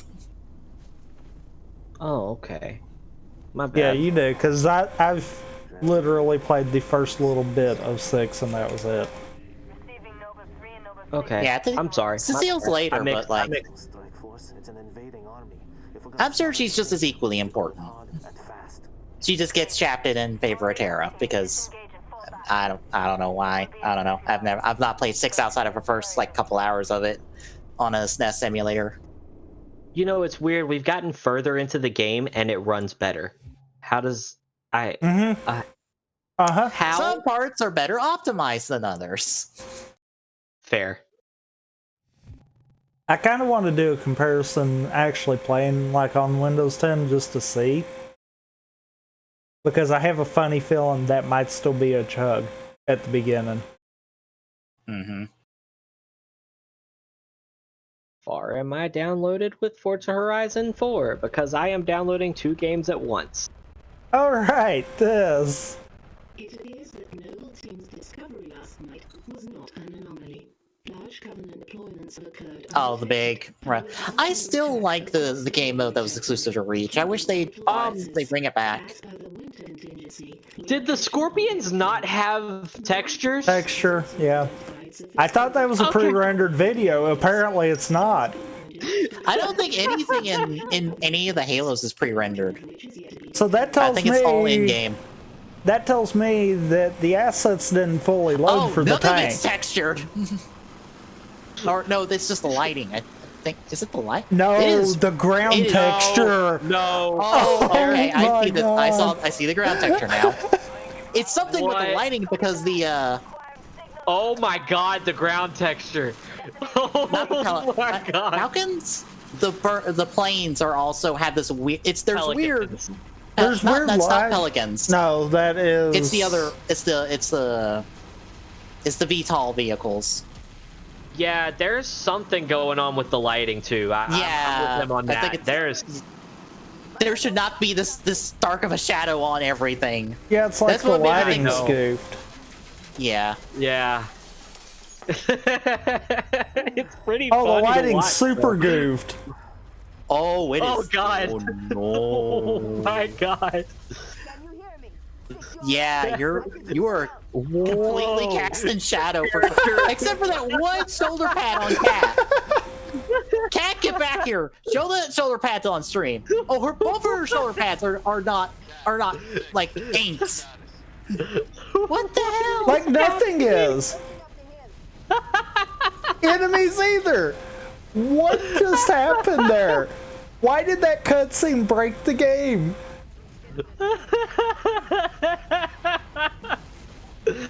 Oh, that is beautiful. Also, I forgot there are grunts with fuel rods here. Oh, that is absolutely, positively beautiful. And it Oh, still my hasn't Lord. fixed. You're just everything around you. It seems like every object in game that isn't environment is just Is broke well, yeah. horribly. Well, no, because the turret wasn't broke completely. Some of it was. Yeah, the base is broke, but not the actual turret, just the base of it. What? Yeah, that's weird. What? Why? And the thrusters on the Pelican aren't broke. They're fine. Well, the thrust technically itself, they- no, the it's the lighting off thrusters the are. thrusters. Yeah. Yeah. Yeah, it's the lighting off the thrusters. It's something with the lighting, because the lighting is showing the proper texture underneath, so it's just like something screwed up on What that the end. fuck? Yeah, because the you can Warthog clearly has see all the... UNSC. Oh, that's not supposed to be there. Oh my god. I've broke the Texture, I texture assume. locks. I've broke the texture locks. Oh, you broke it. Oh my god, it's beautiful. I wonder if it'll fix when it reloads. Maybe? Yeah, it's definitely the lighting, because when the Warthog fires, you get to see the proper coloring of the Warthog underneath. Yeah. So why is everything lighted so individually? Oh god! Oh god! That could be that could be a very, very detailed question from a developer. All right, mistakes were made. Oh my god. Oh god. You're gonna die. How am I not dead? That's a good question, because you There we are. go. Oh my god. Oh, did you die? Did you die? Did you make it? Did you It die? didn't Oh, you fix died. it. Oh, it didn't fix it. Oh my god. How? You know, I did that exact same thing the last time.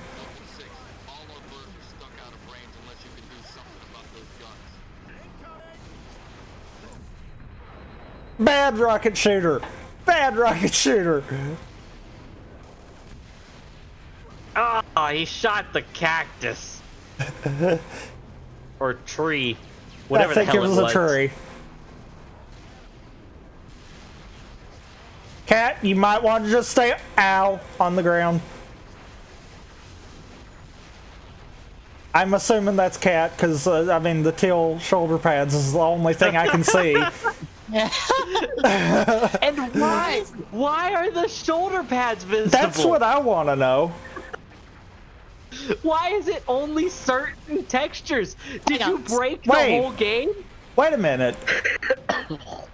Did that zealot actually appear normal? No. No, it was still covered in ink. Are you sure? It I looked normal saw to color. Okay. Yeah, me too. So what the hell is happening then? Nope, it is broke. Okay. Yeah, no, it's just the lights on the armor are still there. Hey, though. Whoa. Things with separate lighting are fine on character models. It's just character models through some type of universal lighting are screwed.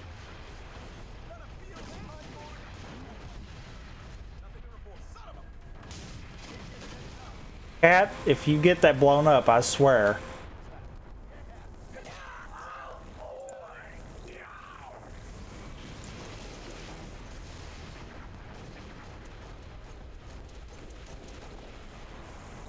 I'm out of grenades. Right, I've got a grenade launcher. Never mind. Ow!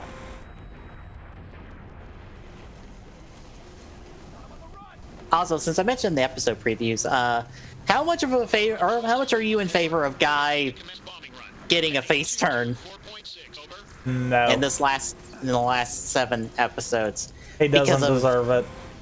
What about if it was through the power of dog? Does not deserve it.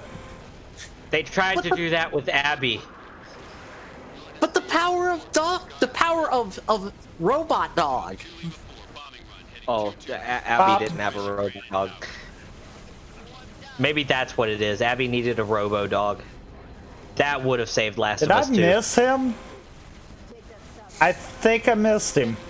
But I think his partner there ran him over. You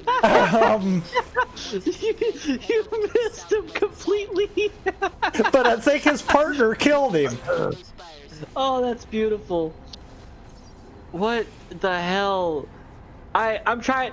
Even the ghost, all that lighting coming off of it, and you can't see shit. Yeah.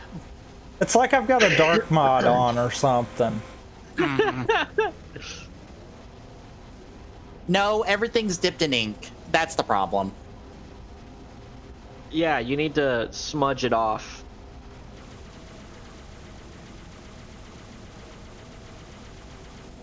Chicken! Chicken! Get back here and fight.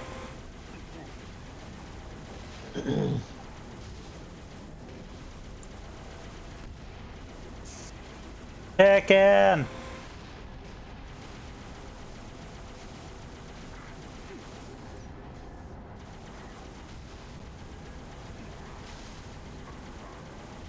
I don't care how far you take me away, I'm killing you.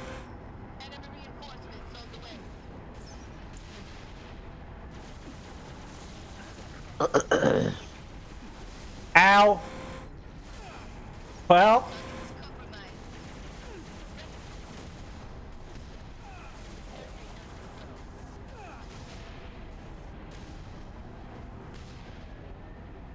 Jesus, I don't remember the ghosts being able to take this much damage. You've got to be kidding me. He is still alive. They're fine. They're fairly sturdy. I really don't remember the ghost being able to take this much. I'm gonna Also, get why is boosted only into half the vehicle in the ink? It's the top. What the fuck? Why?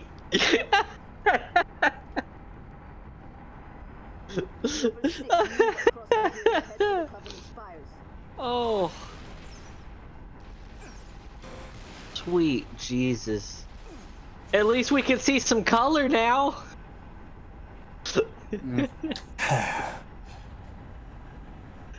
What's bad is I've not hit a loading zone. I've only hit checkpoints. I've wondered if a loading zone itself would fix some of it, but I've not hit one. I don't think the game expects... I don't know what the game is expecting. Like, that's almost making me wonder if I've managed to deload the loading zones even. Oh my god. There we go. There's one. Did it fix it? It didn't fix me, but maybe it fixed everything else. We're about to see. There's a mining facility near your location. I don't think you were supposed to take a right here. I kind of got stuck. There we go. And the answer would be no. Oh, beautiful. No. Levels just broke forever.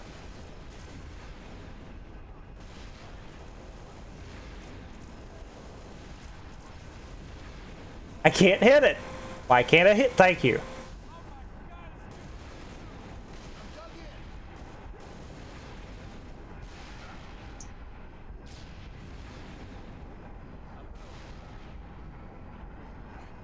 You just see a grunt off in the distance exploding.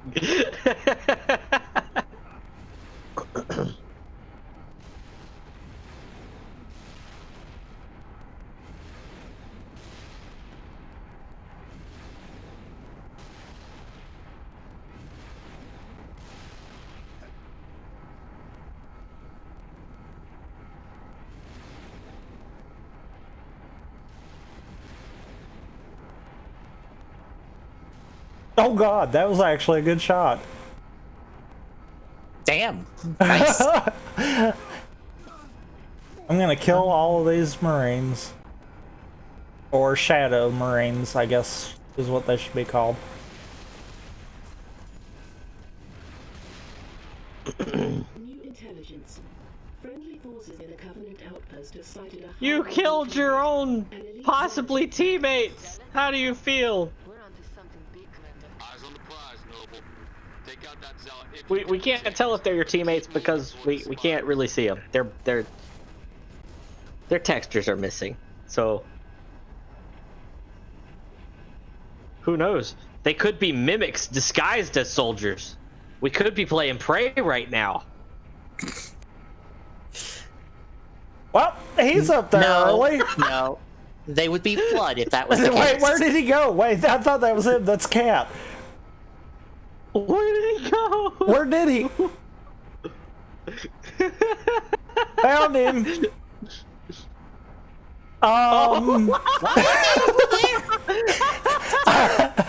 Sir! I might have smashed him against this corner Sir. right here, and he went flying. And Oh, nope, I can't do it again. Darn that's it. beautiful. He's still alive, is what's bad. Uh-huh. So there's collision over there somewhere where he can stand. There's collision and no kill box. No, I think I shot him so quick that he flew through the kill box. Actually, because he went flying. Although I didn't think he went flying in that direction. So that, yeah. Yep. What? Everything. Everything. Guns and everything. Everything. Oh is my broke. god. I have never seen this before. I love it. Wait. So the soldiers are fixed? Kinda, question mark. That's not correct, but It's the same with Cat where armor is fixed but body is not. Armor Like- isn't even fully fixed. I'm trying to figure out why the models have different parts that have lighting. That's I'm what starting I to wanna wonder know. if it's- I'm starting to wonder if it's even lighting or if it's just a glitch that has affected only a certain amount of shaders. This almost That's feels like possible. there's textures missing. Yeah. But you can see the textures when an overabundance of light appears on you. Mm-hmm. So they haven't Unless disappeared. unless that's a different texture. Ah. It might be a texture for when you're getting lit up. Ah, that's possible. Mm-hmm. Because that would make it easier on the lighting engine then. True. You want food? The stew. Well, come I on. wish I had a vehicle. I could break this if I had a vehicle. And I know I could.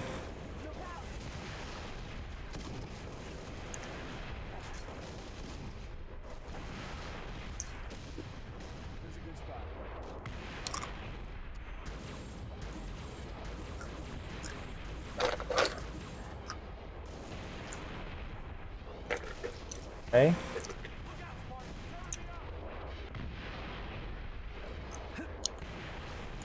Oh, if I'd jumped again, I would have made that. I didn't think I was gonna land on anything.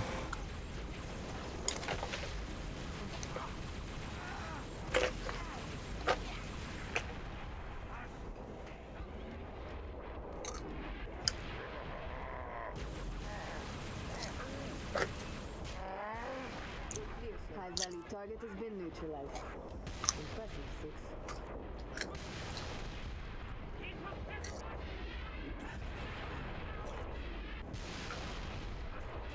You know what's the problem? Trying to find guns. Ah! Why did I think that was a good idea?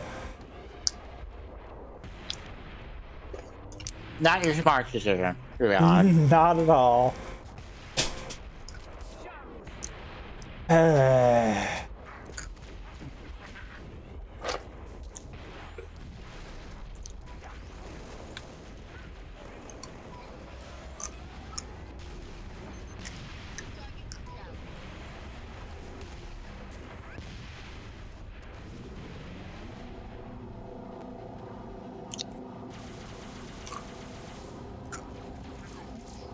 Bye. Update 6. Scans show another Covenant AA gun ahead of your location. I want you to neutralize that gun by any means necessary.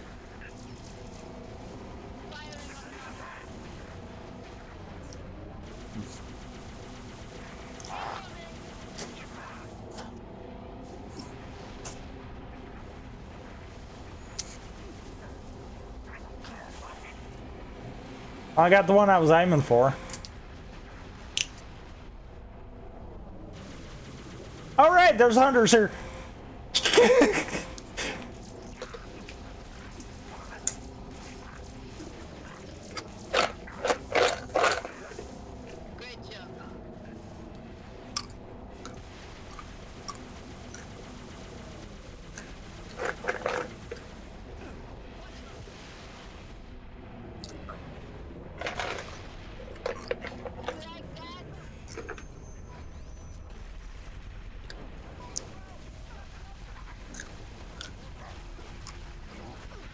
Bye.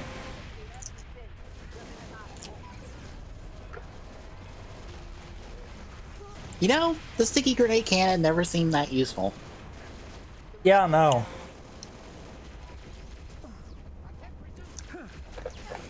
Like it's good for taking vehicles down, but outside of that, it kind of sucks. In all seriousness.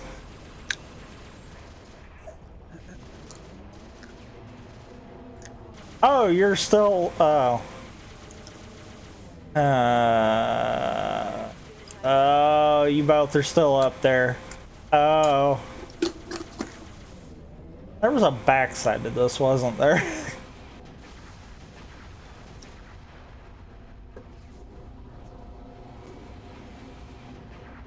Kind of. Oh. There's only the one way up. Oh boy.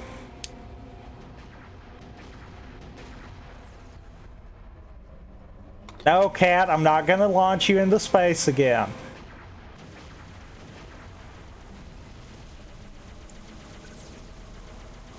I might accidentally run over you, so that was a good call, but I'm not gonna launch you into space again.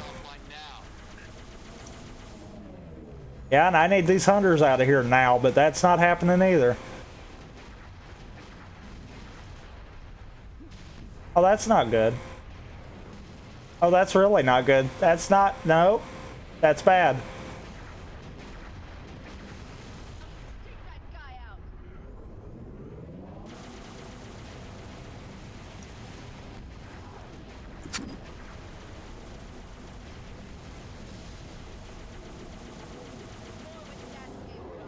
Gah! Oh, God.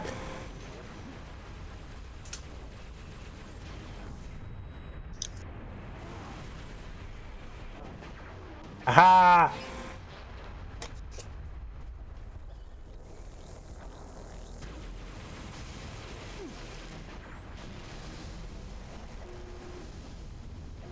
Where'd that ghost go?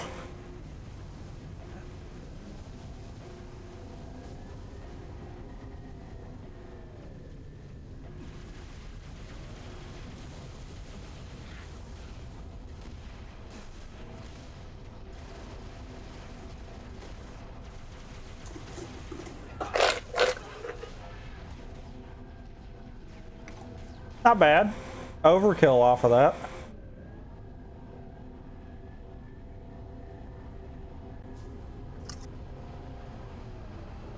Hi, guys.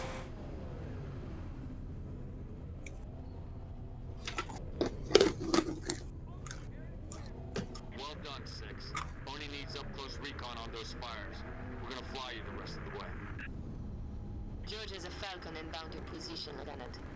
Falcon, that was the names of them. We're going to set up a observation post here. I knew you were I was wrong. about to say- I knew Pelican was wrong too, but I couldn't think of what it was. I was about to say, it's a bird name, but I don't remember the bird. Need a lift, Spartan? It doesn't help since I play Halo Wars. I have more names in my mind that I could associate with Halo vehicles. Spotted some nasty business in the canyon on the way down. I'll call out targets as we go. Unless there's a different set of textures for George under the red light, I think his actually is right.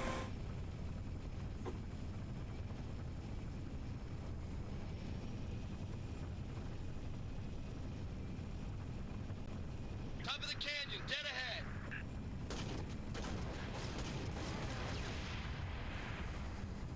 Right, this part.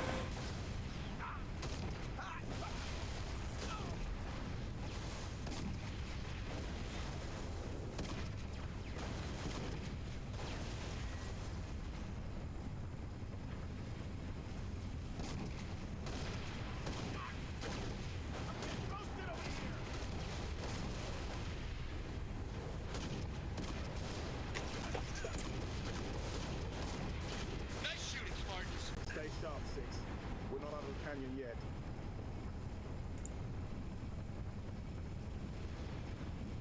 I seem to recall we had a hard time with this part when we were doing the Paso stuff. Copy. Dot.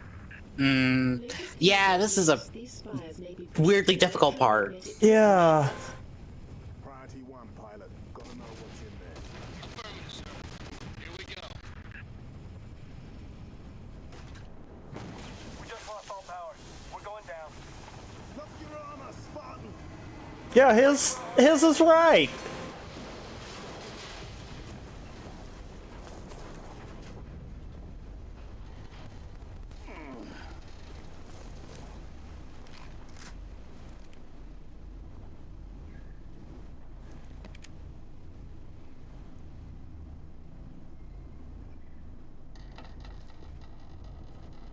I feel like his is right.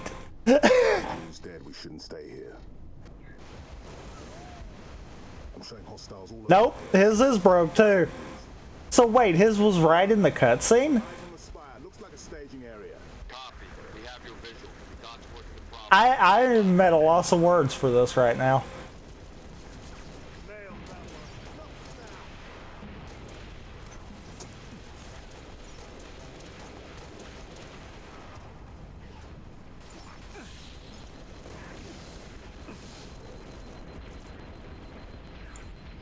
Take your rounds.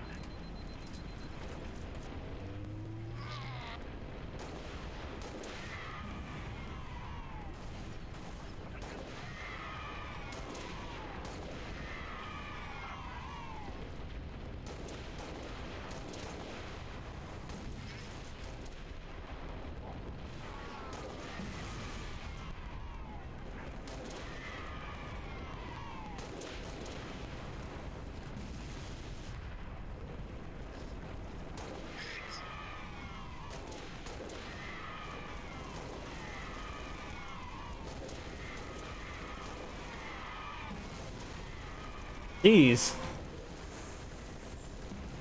All the headshots right there.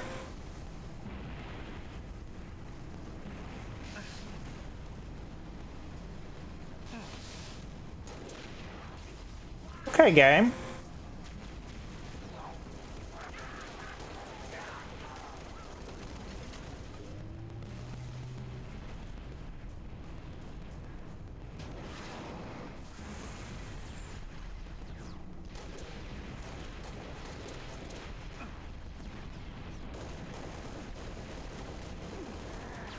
Area secure, sir. Worst time to run out of bullets for the DMR. Yep.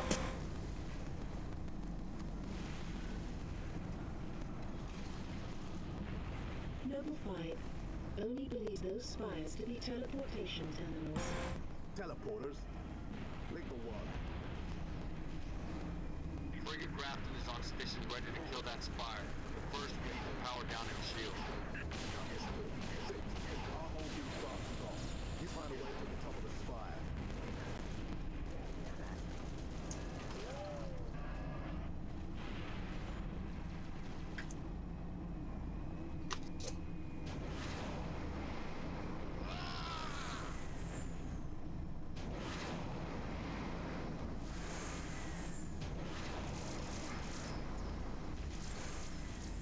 still got it. Ah. That one's injured and is suffering. Take enemy. Noble leader. 6 is on his way out. Get in there. Take out that shield, Lieutenant. Spartans, I'm en route with a Falcon. We'll pick you up as soon as you knock out power to that shield. Ready when you are, 6. Hurry, Lieutenant. We got a frigate inbound to blow that spire as soon as the shield is powered down.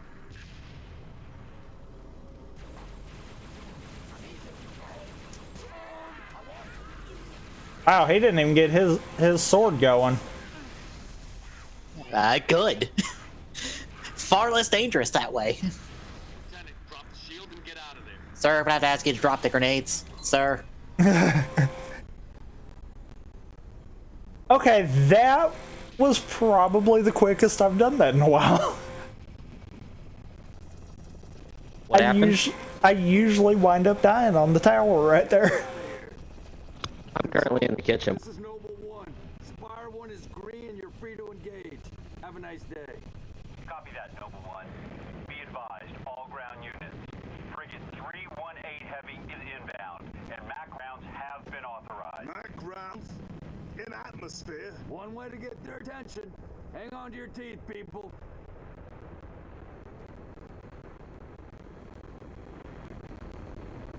I love how there's still some broke textures.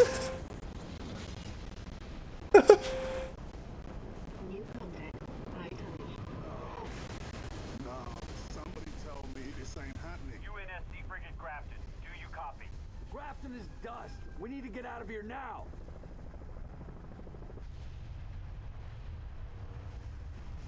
Yeah, I love the fact that there was still some textures that were just completely missing, but it was weird ones. Mm-hmm.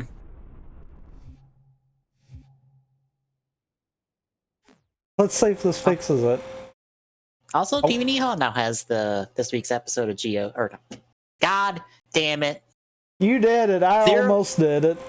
I did it as well because I'm talking to people in a Discord about people being alive because of Geo. Oh. Ugh. Yeah. But yeah, Team Nihon has this week's 01 sub now. Good, maybe On a Tuesday, no less. Maybe I can find someone that has it uploaded and watch one of them. Because Gundam Corp's kind of way behind now. Mm-hmm. 60% of the UNSC fleet is en route to Reach from existing deployments. The first battle group should arrive within 48 hours. 48 hours? That's imminent? Uh-oh. Also, the textures are now fixed for this. You always pick her. As long as this isn't because of cutscene textures. Crashing us and we're waiting for backup. They'll be backing up a graveyard. All our nukes are either out system or went down with the ships that carried them. You're preaching to the converted. How converted? I know that look, Cat. You can say no. No. You don't even want to hear it. Fine, I'll hear it. Remember that accident a couple years back? Colony ship en route to Cygnus, 700 dead. Vaguely a slip space drive malfunction, right? Actually, it worked fine. The drive was mounted improperly after a service haul-out. When it fired, it teleported half the ship to oblivion. This is relevant. How? A certain Covenant super carrier could, with some assistance, suffer the same unfortunate accident. Even for you, Cat. That's not the word I would use. That's this mission. I was about to say, yeah, you're about to do the Star sandbox Fox mission. Don't cut yourself. Oh no, right, Star Fox first. Then it's the sandbox cityscape level. What do you think? Right? Method. A slip space. I think. The nukes we don't have. Delivery system. Us. Solvable. Getting us up there. That and getting our hands on slip space drive. Thank you for sharing. So, All we need is orbit-capable transport and the single most expensive piece of equipment made by man. As a soldier in the field, I couldn't possibly have access to those kinds of resources. That said, a good place to look might be, I don't know, the nearest non-existent launch site and the non-existent program. Talking continuity and people just going, God, this is nonsense. Yes, fucking writer continuity, cross continuity is nonsense most of the time. Why do you think I like Megamax so much? It keeps cross continuity simple. Mostly. And even that still has problems. Well, there's no way in hell he's gonna go for this.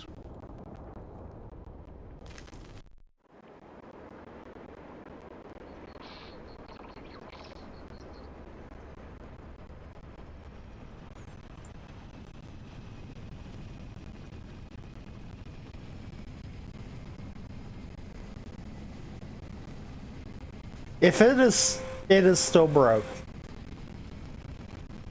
Well. Okay. So somehow the game deloaded textures. And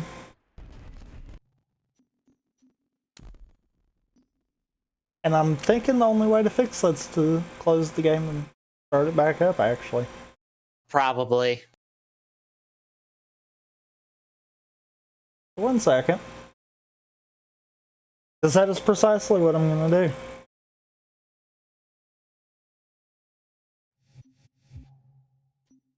Big cutscene.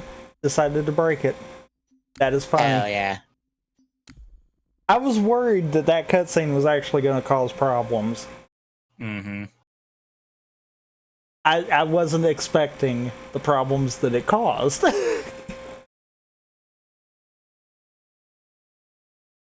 I find that very humorous, actually.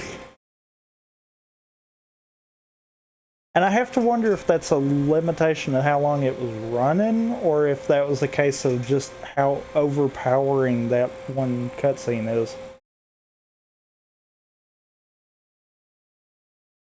Because since apparently that cutscene was ran in-engine, that's all of those textures being loaded at the same time. Yeah. And undoubtedly it just caused some kind of memory dump, and it apparently dumped all the textures. Which I'm now glad that it only did that and it didn't do something dumb like, oh, I don't know, dump the models. That would be a problem. More or less.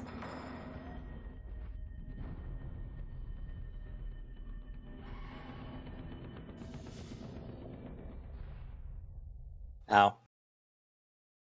Apparently the quote I thought Shirakura had, the producer of Geo, when he said that, oh, Geo's interacting with alternate timelines is not the case. It's he's creating alternate timelines, but then they fix it. More or less, Geo did decide to fuck with every time, the plot of every show, and then unfuck it.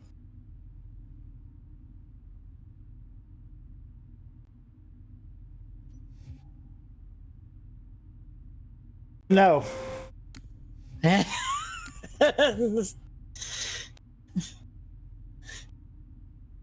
don't believe it. Yeah. And no one can make me believe it. What? That's what happened.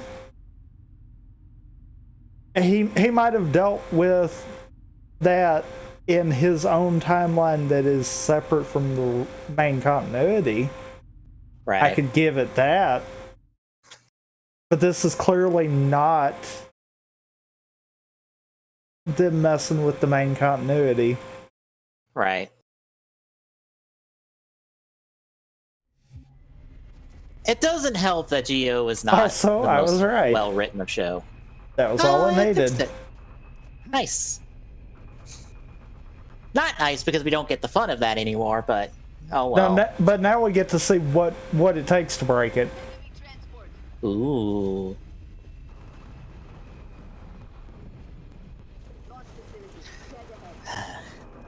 Yeah, Geo is not written the best. It what makes me conflicted about being like, oh yeah, Jesus Generations Forever is the first movie we're going over.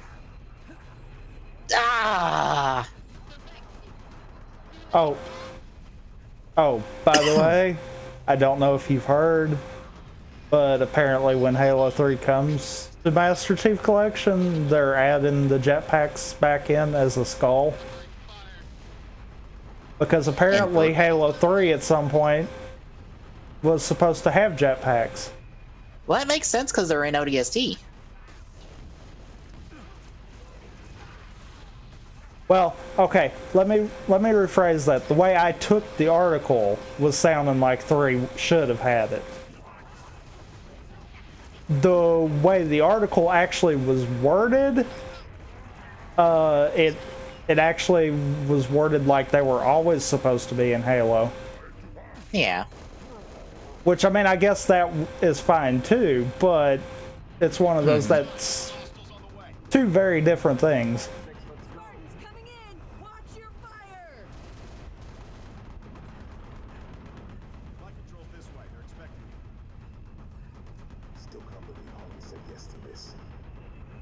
Some plans are too good to say no. Let's get that Saber airborne before he changes his mind.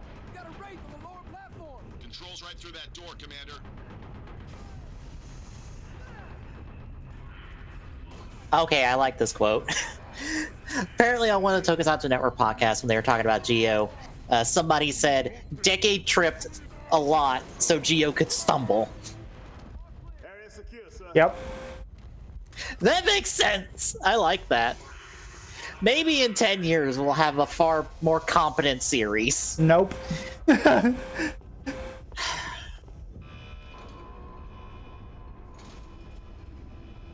I'm not even remotely hopeful for that one. I still don't understand how you went, alright, we fixed all the problems with Decade with Gokaiger. How about we ignore that and not improve on that?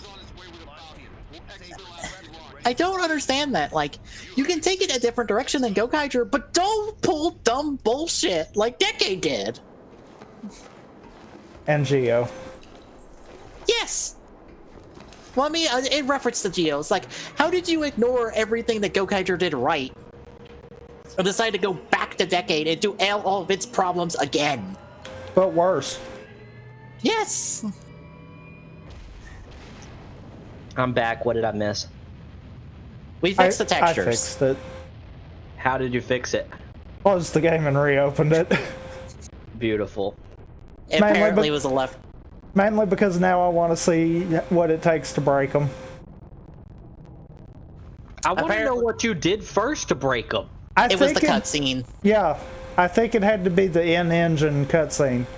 It just tried to use the textures way too many times, and it was like, nope, I can't do it. Yeah. Yeah, because Wine can't handle that much, can it?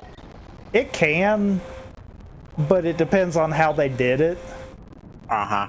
And the way that I've had some frame hiccups already, apparently Microsoft wanted to use a lot of, more than likely, a lot of newer stuff that might not necessarily have compatibility. Gotcha. Because I'm assuming the way that this is probably set up, because technically this isn't running through Wine, it's running through Proton, which is Steam's version of Wine. I kind of have to wonder if maybe the different drivers isn't what's causing the pro. My God. Oh no. What? What happened? Lag? No.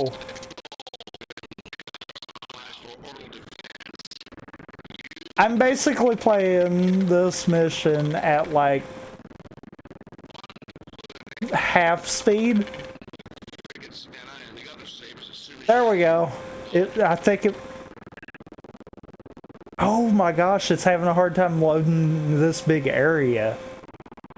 That's not good. Because there's still another area you have to go to. No, I think it's just the big area it's having a problem with. Mm-hmm. There we go. It might be fixed now. Mm-hmm.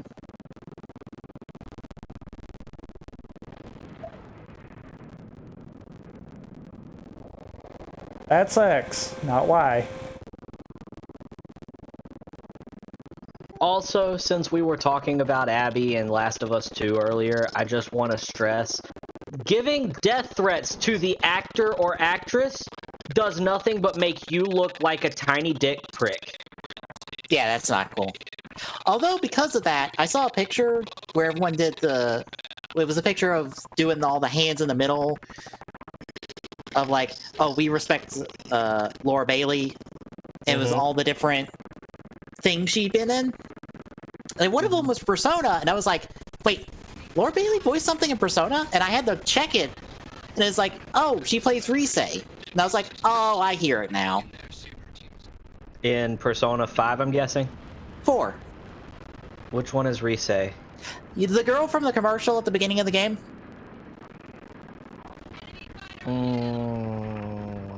I don't remember. Boobs. Bathing suit. Oh, yeah. Okay. That's a future party member for you, by the way. Great. But I was like, who did she? And then I saw her credits, and then I also saw that she played Sarah in 13, and I was like, I hear that too. Okay. It's one of those times I gotta I have to be reminded of like, wait, who plays who? Because I don't recognize the voice offhand across multiple roles. Yeah, Laura Bailey has had quite a few good, like, big roles in games. She's kind of the female Troy Baker. Which is funny because she keeps ending up in games with Troy Baker in them. Yeah, but I think that's because they're close friends, so they kind of try to work together. It's like shit. It's like Adam Sandler and his friends. Wasn't say one of the people from Firefly who's an ODST. One of his co-stars. The two of them always end up in work together. You talking about the main guy? Fuck. Why did you have to say something? He plays Cade.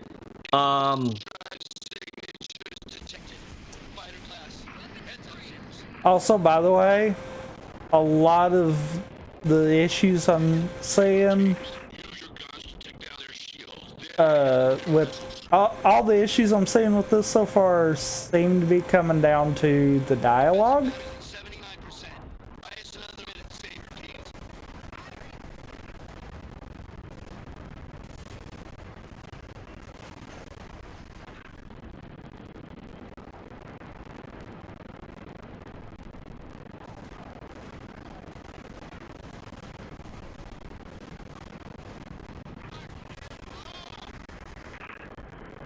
Also, I just died.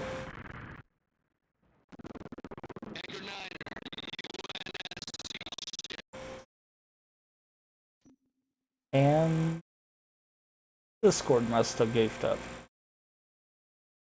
Yep. Hello? Hi. Hi. But yeah, a lot of the issues I'm seeing are the dialogue. Trisha Helfer.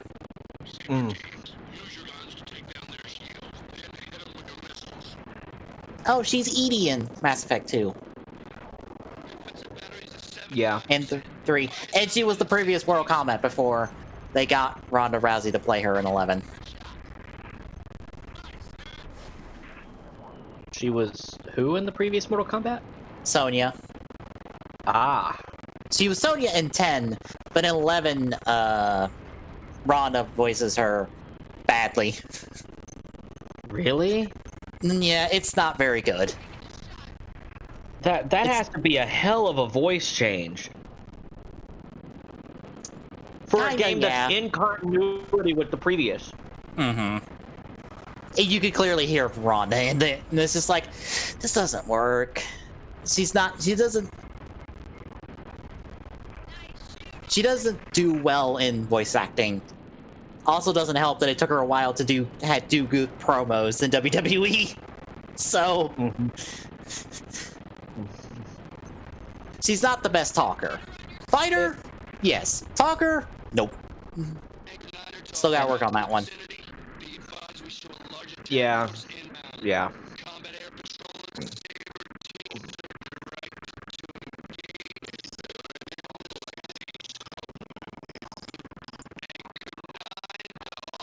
Yeah, what else is Laura Bailey in? Oh, she's, wait, she's... I think she's Black Widow in the new Avengers game. I have some faith in that game. I watched the Square Enix thing. It wasn't blow me out of the world impressive. What, the War Table? Yeah. Oh, okay. It wasn't blow me out of this world impressive, but it was something that I would definitely be willing to try. Yeah. I think my problem is, from what I've known from people who've seen, like, where it was a year ago at E3 with the behind closed doors demo, and coming out of that, they were saying that Thor and Hulk were the best gameplay-wise, and then most of the War Table was focused on Thor gameplay. I'm like, can we see some Iron Man and Black Widow gameplay? I would like to see who felt coming out of that year ago the weaker bunch. Absolutely.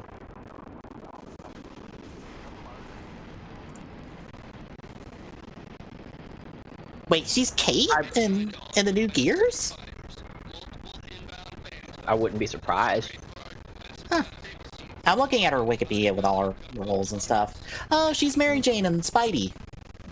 I didn't notice. That's one thing I could say. She's a good actress. Well, she's got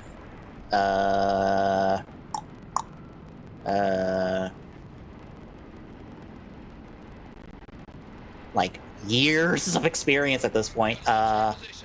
More than 10 years of experience. Yeah. Actually, nearly like 20 years of voice acting experience.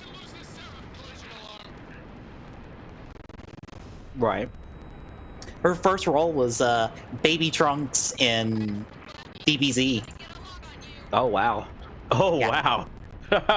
well, young Trunks, not like baby Trunks, but like young Trunks. Yeah, I know what you're talking about. And also Wow. Go Tanks. That's impressive. Yeah. But that was like in 1999. She's got like 20 years of experience at this point, so I would say she's well versed. Oh yeah. She even guested in Ruby, which I didn't realize. She's Amber in Ruby, which is the character who didn't have a whole lot of voice lines, probably because Laura Bailey's expensive. Yeah. Also, weirdly, she's probably the one person who's played the character she's playing in Avengers the most, because she has multiple credits for Black Widow.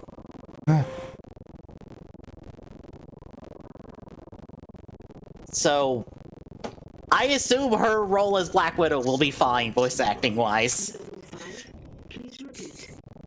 Because it's like, oh, I'm playing Black Widow again. Okay. I'll say this. Coming at this as a gamer, she is proof that Anita Sarkeesian is wrong about a lot of games. I mean, Laura Bailey has been in a lot of stuff, and she's done really well for herself. I am not the type of person to be like, woohoo, someone failed. But I am a little bit relieved that Anita's company kind of flopped, because I want her to try to rethink the way she wants to go about this. We'll get it done, Colonel. 6 out. Oh, also, she's still playing Trunks to this day. She's still getting that Dragon Ball money.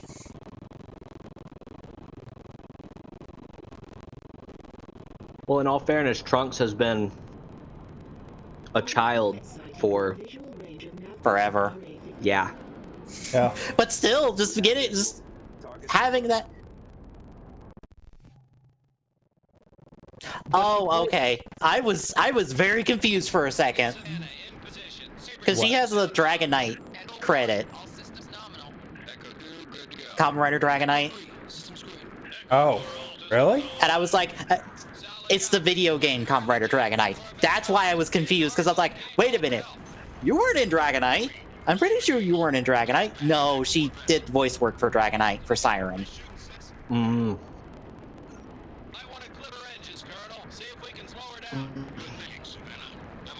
Wait, she's Isara in Valkyria Chronicles? Excuse me?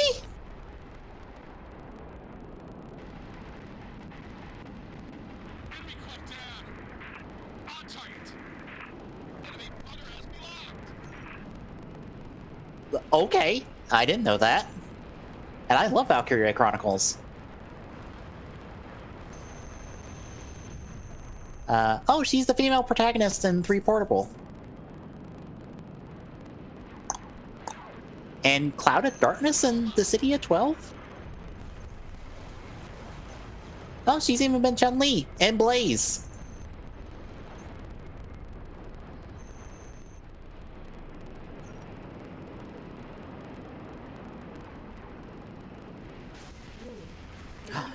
She's Kira in the Old Republic. Oh my god. I shouldn't be surprised because I recognize Troy Baker in Old Republic. She's Kira in the Old Republic. Your first companion as a Jedi Knight. Oh. I love Kira.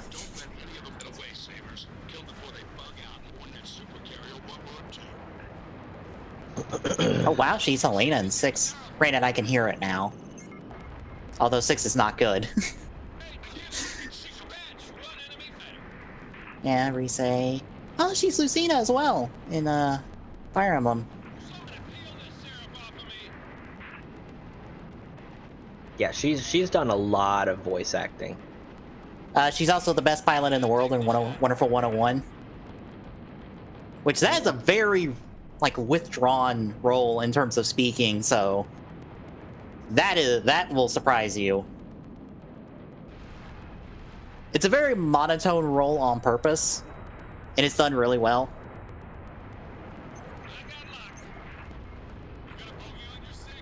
Oh, she's in Wolf Among Us too.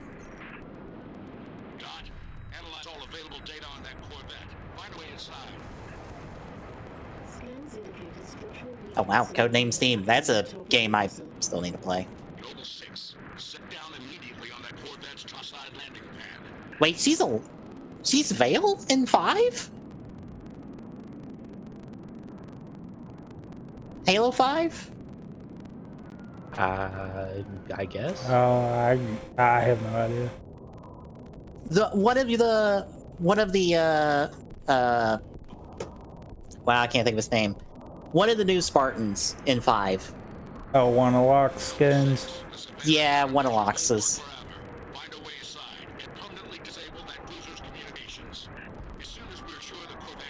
I honestly need to play 5 again. And actually play all the way through it.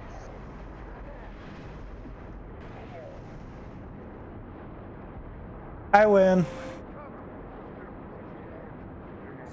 Sword. Wait a minute, wait. She was in an episode of Walker, Texas Ranger? I'm not fully I'm not surprised. That's a live action show.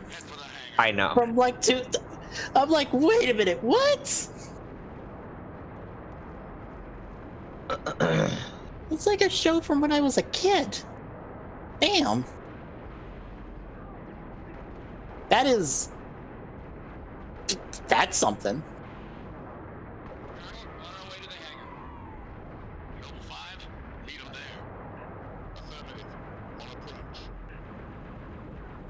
I love how you go from a multiplayer map to a firefight map. Why is Steam so unable to uninstall this game? Thank you, Steam. It's hard. It took me starting Steam, trying to uninstall it, it being stuck on uninstall, me force closing Steam, me reopening Steam to it trying to update itself because of all the files it had deleted, trying to reinstall it again and it freezing, and me booting up Task Manager for it to be like, oh shit, I need to do this. Mm-hmm.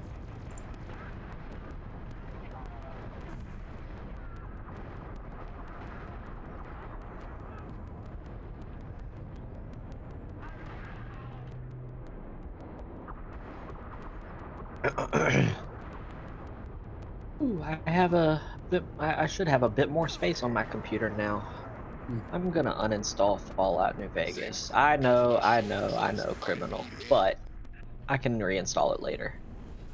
You know, speaking of voice actors, I forget how much work Mark Hamill gets as a voice actor when he's not playing the Joker.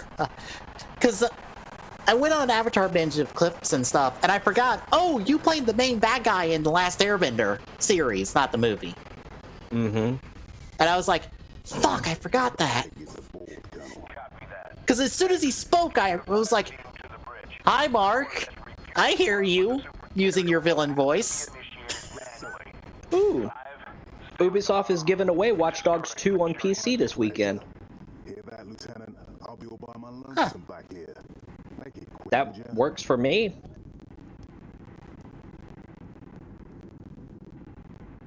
That means I can download Watch Dogs 2 beside Watch Dogs 1. By the way, I have Watch Dogs 1. I put a mod on it to where it looks the way it did in the E3 demo. By the way, apparently, the E3 demo, all of those textures can be found all throughout the game. The game can literally look like the original E3 demo all throughout it, without a single drawback. I don't know what they found that they thought they needed to bump it down for, but I've played through the whole game with E3 textures and no problem at all. Something about the console end of it. That's the only thing I can think of, is it has to be console related. It has to be. Also, have you tried playing the game like John Wick? No, because the way I play is absolutely the stealthiest of the stealthies. The stealthiest of the stealthies. I'm not gonna lie, once I saw gameplay of Watch Dogs being played like it's John Wick, I'm like, wow, this actually really works. Surprisingly.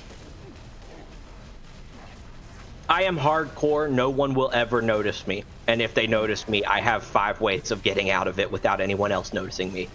I mean, there is another way for no one noticing you, is that they're all dead. Oh, I mean, always that's make the sure they're all easiest way. dead. I always make sure they're all dead. That's called Russian stealth. But my point is, they're never going to see me in the first place. They're just going to take a, quiet little nap. Dirt nap. Yep. Not always a dirt nap. Sometimes a water nap. Ow, I did not even see him until he was right on top of me. Sometimes a water nap. Sometimes a nice little concrete nap. Also, I'll be right back. Ooh, someone's playing Banjo-Kazooie. Family Jewels.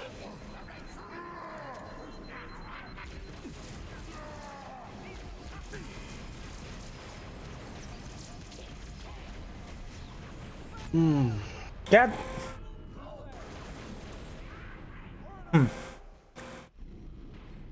You are struggling there. It's because I ain't got a good plan on this.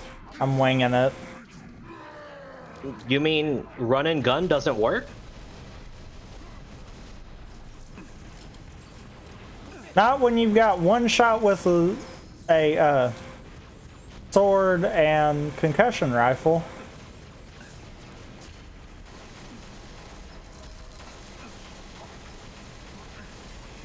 That's why you grab other weapons.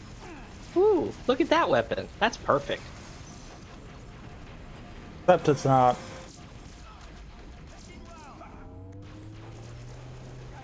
Oh, well. You know. That, on the other hand, is. Now they're dead. Ah, no, I'm dead. Hi, grenade. God, I hate when grunts do that crap.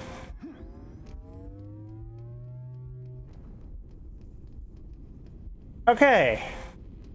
Try that again. Hey, you're not dead yet.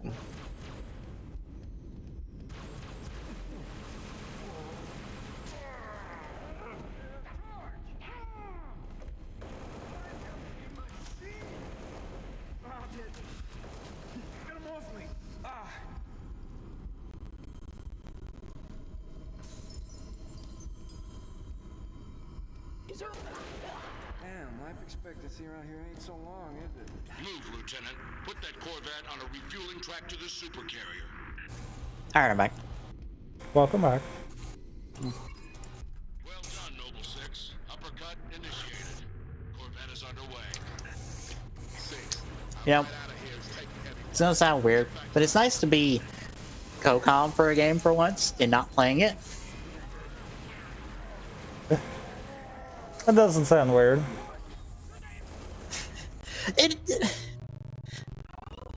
Well, it just was like, well, 90% of the time I'm the one playing a game, regardless of what we're doing. True. Speaking of, I've really got to get back on Persona. I've been lax. We did, what, 2, 3 good episodes? 2. Yeah, excuse me. I got to get back on it because I really enjoy the game. It's just finding time that, 1, I feel like playing it. 2, we're actually free to play it. 3, you're online to be able to commentate. Because, like, when you're offline, I'm not sure whether I should text you or not because I'm like, I don't even know if he'll get it until he gets online.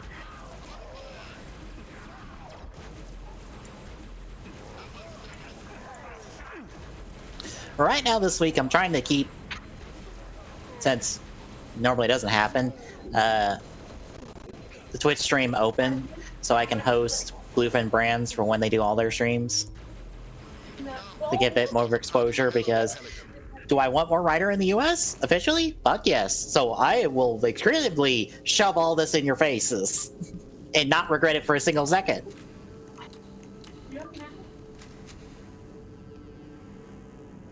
It's hot in here. Is the vent covered?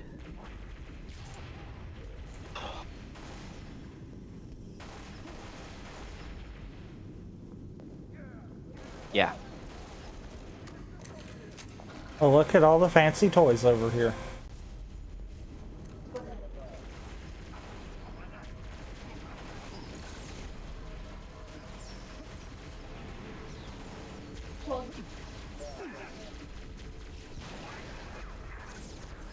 Okay, there's no reason I should have got 3 of the 4 jackals right there.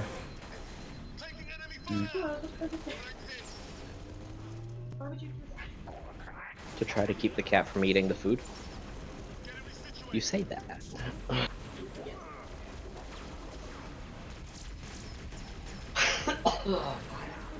I've never met a cat who wanted broccoli and cheese. No, I mean, dogs don't really just let it. Picky bitches. That's true. Cats really are picky bitches. Okay. You better. Why I insist on having punching contests with elites is beyond me. Darn it, I missed. And speaking of kicks, I've been on a Top Gear special kick recently. Are we talking Top Gear pre or post kicking the main guy off? Pre. Okay. Post, they only have actually one special. It pissed me off when they kicked him off because he's the main reason the show is even good. True. The problem is he's a right asshole. I mean, yeah. he's kind of a dick. Incredibly a dick. Only kind of. He slapped a producer in the face on set. Listen. When the producer deserves it, it just happens, okay? She's just beefy stuff. I ate it though. Okay. So I just had a moonwalking elite right there. Just slide halfway across the room. Are you sure it wasn't him getting blown back by your punch? I don't think my punches are that powerful. Mm-hmm. No. But I watched the last two specials they did. Was it Patagonia, Burma, and actually 3 of them because I watched the one they were in the Amazon for. Oh, fuck, I don't remember. Mm-hmm. But I watched those. I was gonna watch the Grand Tour ones, but I couldn't find them because I don't have Amazon Prime, so I have to find other means. Because all of Top Gear is off Netflix now. And stay down. Is it? Yeah, it's all on Amazon Prime. That's dumb. Well, it doesn't help that the Grand Tour is exclusively to Amazon Prime because it's their show. Distance is closing on this vessel's refueling track with the Covenant supercarrier. Because I wanted to watch their specials because I'm like, it'll probably be in the same vein, and I really only kind of like the specials. And anytime they just did stuff like this on Top Gear, I didn't particularly care for any of their car reviews and stuff. Which means the only way off this slag heap is gravity. And the good news? That was the good news. At current velocity, 53 seconds to end point. Yeah. Bad news is, time is fried. I'm gonna have to fire it manually. That's a one-way trip. We all make it sooner or later. Better get going, Six. George, no! George, why? Reach has been good to me. Time has come to return the favor. Don't deny me. Watching Mark play through the Prey Moon DLC. Mm-hmm. It's hilarious because I'm looking at how much ammo he has, and I sit there and I'm like, this shouldn't be physically possible, but of course you have like 10 guns in your inventory. And of course, go ahead. I was about to say, I've seen a speedrun of that. How much ammo did the speedrunner have? I don't know. It goes by a little too fast. Cause it's fairly chaotic. Mark has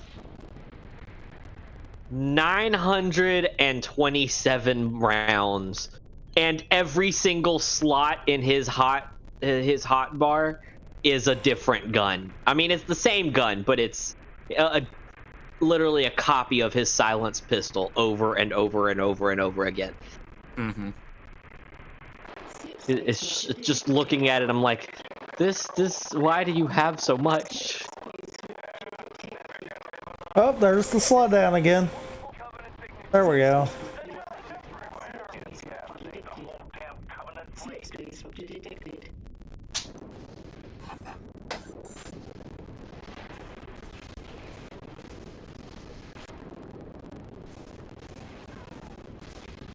Fucking George sacrificing himself. Mm-hmm. That whole team died because they just insisted on being heroes. There had to have been ways around some of the shit that they sacrificed themselves doing. Actually, not the whole team. No. June survives. We don't count June because he was a pansy that just decided he was gonna fucking go out on his own. No, he went and got the Spartan 4 program started. He's the recruiter for the Spartan 4 program. Yeah. He's the one who recruited Beck into the Spartan 4 program to be a Spartan. Yeah.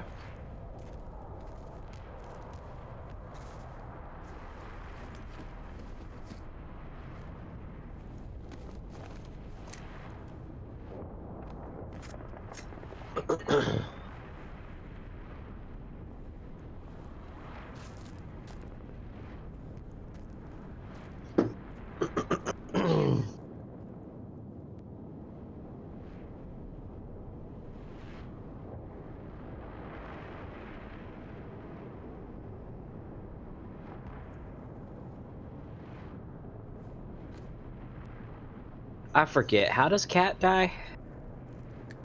She gets sniped. Oh, that's right. If I remember right, Kat gets sniped. Carter goes down with the Pelican, crashing it into a Scarab. Right. June escorts Halsey off planet. George sacrifices himself on the ship. No, he sacrifices himself on the. Oh no, not giant, George. No, Emil is who I'm thinking of. Yeah, I'm thinking of Emil. Emil dies on the gun. Getting shooting my sword big. to the chest. Yeah. And then immediately stabbing the elite that did that in the face. Yeah, out of all of them, Emil was the biggest badass. Yep.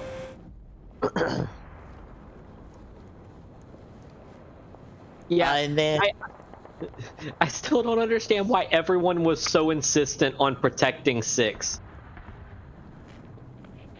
Because he's the newbie, and also we lost the last Noble Six when he pulled the big hero move by dropping a bomb into a Covenant ship. Fair, yeah. And that's also the mission where Kat lost her arm. Yeah. They actually show that story in a live action.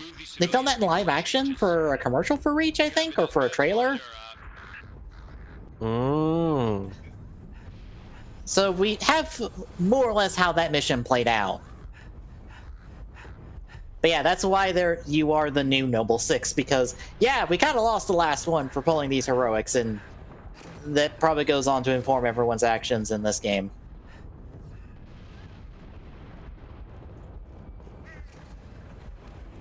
Yeah. Also, bear in mind, like, Reach is a big technological, like, R&D center for the UNSC. So, like, if this goes, what chance do we really stand against the Covenant? I mean, we didn't stand a chance as long as the elites were with the Covenant. Right. The second the elites left the Covenant, we absolutely had a chance. Right, but that development doesn't come till later. At the moment. Yeah. And also, there's the fact of we can't let them know where Earth is, so we have to try to take them out as much as we can to prevent them from getting the coordinates to Earth. Yeah, I don't understand how there are so many. Like, how are they able to keep their numbers up against the Spartans? Because the Spartans just massacre them in large quantities. Because we are talking about entire species. Like, entire species. Oh god, from, oh god, oh god, oh god. You know, planets the size of Earth. So we're talking, like, billions. Because bear in mind, each of the Covenant, like forces you deal with is an entirely separate species that got pulled into the Covenant. Gotcha.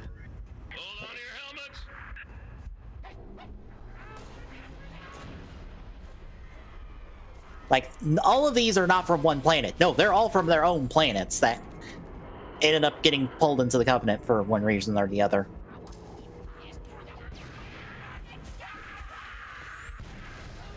I still love I still love the fact that there was an image that somebody drew of the Doomslayer and John, and it showed them back to back shooting, and they were having a conversation like, wow, this is fun. And then Doomslayer looks at him and goes, so, you know they call me Doomslayer, what do they call you?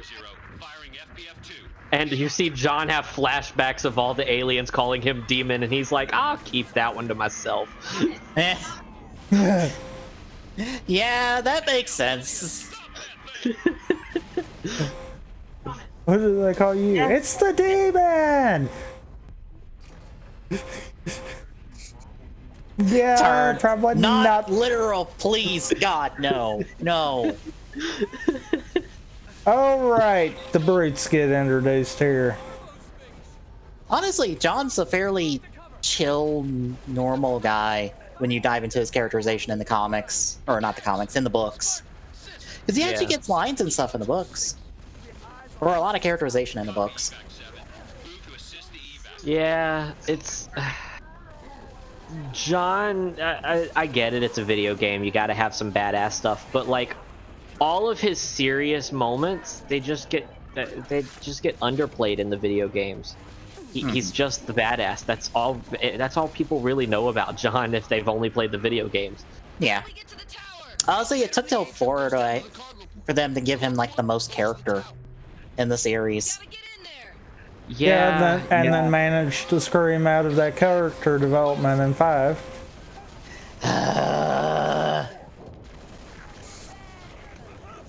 And now they're... God knows what they're doing with Halo Infinite at this point. We'll find out the 27th. Apparently, we're dealing with a familiar evil that's not the Covenant. So we're dealing with the Flood.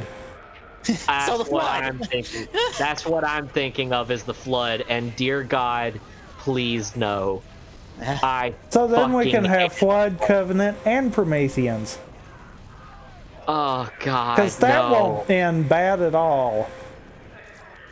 Fucking 3-way war with John in the middle of it. Oh God, no. Well, see then they can do a callback level, but call it 3 betrayals. Yeah. See, because what's gonna happen is Arbiter is straight up. Once the Flood comes back, I feel like Arbiter is gonna straight up be like, you know what? This just isn't my fucking fight anymore. I don't care.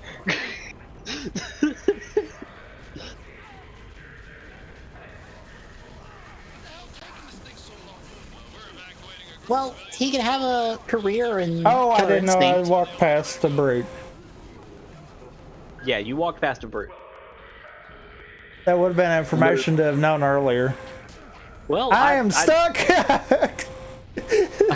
You walked past the brute. Okay, on my screen, when you said that, you had just walked past the brute, so... Oh, that's a grenade. That was a perfect throw, too.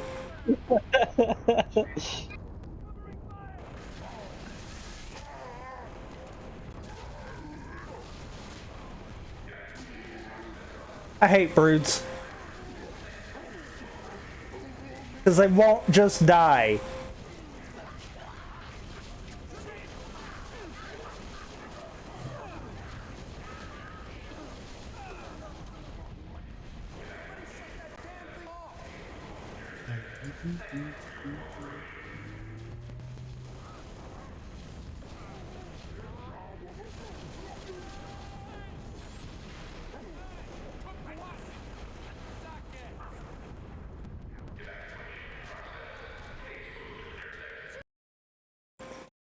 Like, since it went quiet, Discord probably broke again.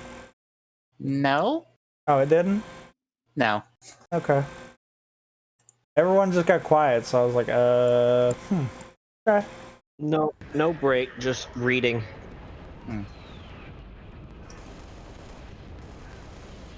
But yeah, I think Microsoft has their Xbox Game Showcase, the 27th, this is what it's called? Yep. I'm trying to think if that's actually what it's called. What the hell's taking this thing so long? We're evacuating a group of civilians on the floor below you. As soon as they reach the cargo port, I'll send the elevator back up. Oh no, 23rd. My bad. Okay, everyone find some cover. Stay I think. We need to hold this position. courtyards. Watch your flanks. Yeah, 23rd.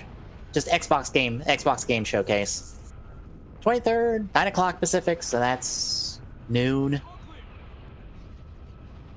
Yeah, that's noon. Jeff Keighley's hosting it. That's incredibly not surprising at this point. I was about to say that's normal at this point. Yeah. Anything between here and there? No, we're still waiting on a new date for the next Cyberpunk Yep, thing. I saw that coming a mile away. She went for it, Thomas.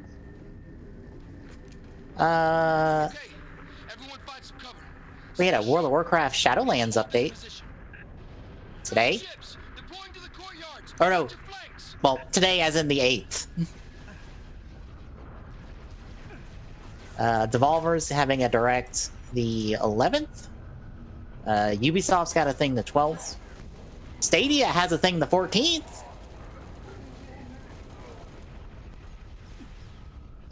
There's some indie developer showcase, or just the developer showcase in general, the 20th.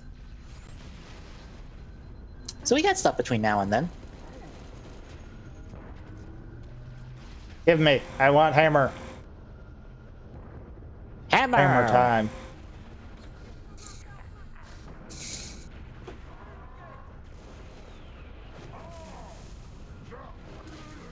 I win. Wait, where does hammer go? Okay.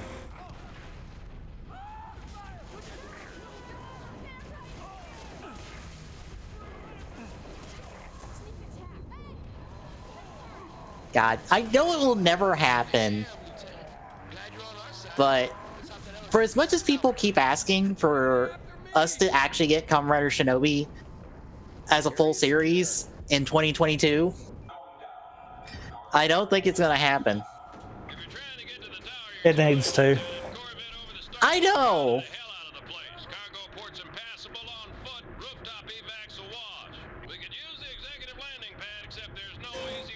Maybe if we boycott enough, they'll make it like they did Amazon's. Yeah. But I did find out one thing that was kind of interesting. Rogue's actor, during the Tamashi event this past weekend, said that he pitched another Build V Cinema that was Rogue versus Mad Rogue, and he was declined. But he then went on to say, like, do a bunch of... oh wow, ODST didn't have the jetpacks. It was this I was thinking of. My bad. Because Buck's in here. Because Buck's one of the people talking to you right now. Oh yeah.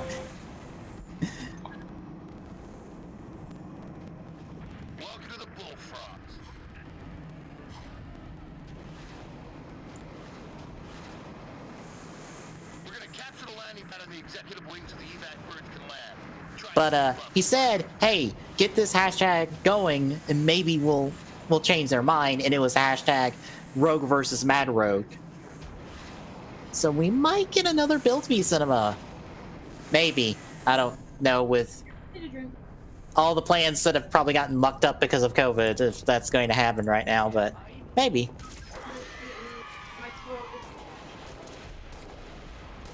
The 2 liters are right there.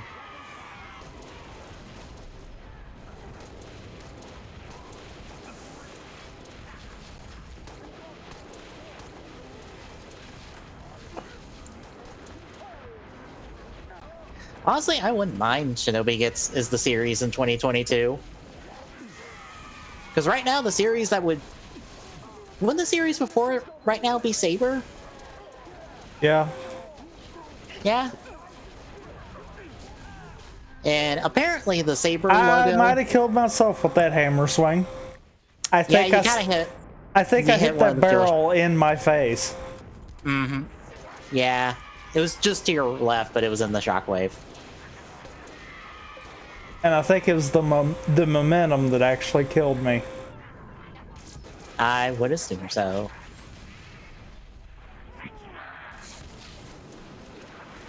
But the Saber logo apparently has a book. So the assumption is fairy tale characters is the theme, potentially. Because the sword in the logo You kind gotta of be also looks like a kidding me. pin. Whacked in the back of the head. No.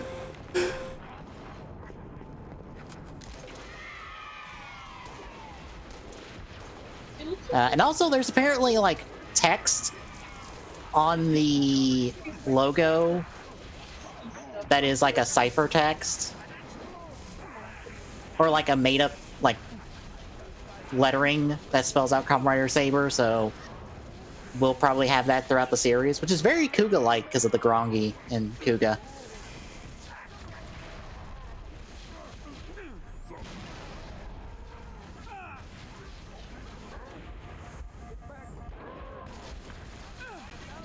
How do you feel about fairy tale characters as the theme for the next Rider, potentially?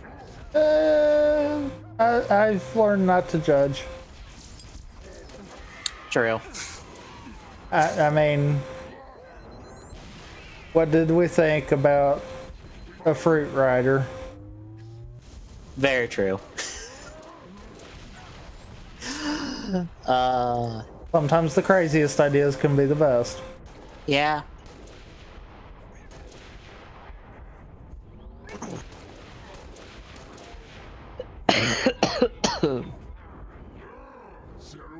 I'm gonna laugh if it's like fairy tale characters, like literary characters, and then the final form is King Arthur, so they have an excuse to make a sword for it. Have an excuse to actually have Excalibur be in a series after naming so many weapons after Excalibur.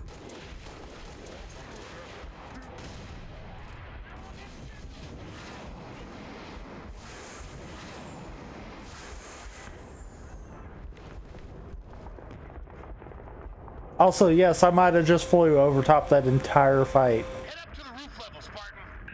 I mean, whatever you gotta do. Yeah, because God knows I obviously can't hit the right button.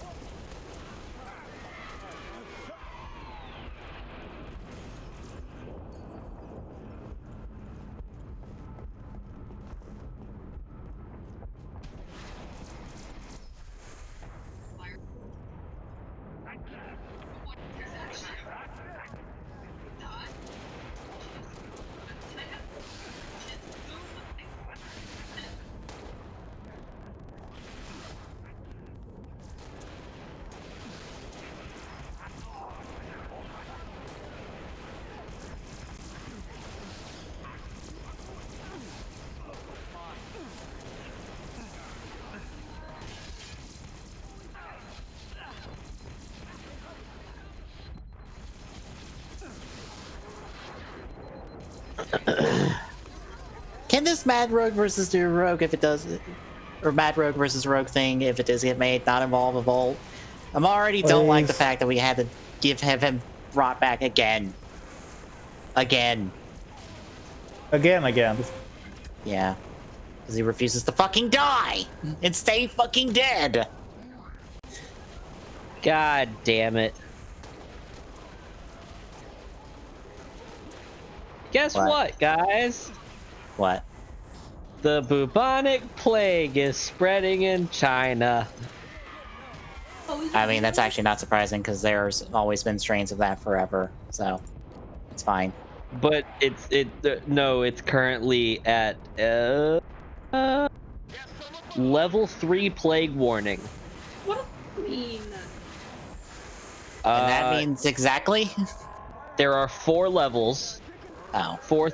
Fourth level is like a strain has happened. A strain has happened, but it's under control. Mm-hmm. Third level is like it's starting to get a little out of hand. Be careful, everybody. Second level is, oh shit, this isn't good. And first level is, we're all fucked. Quarantine the city. It's probably not that big of a deal. It's not level 1 anymore.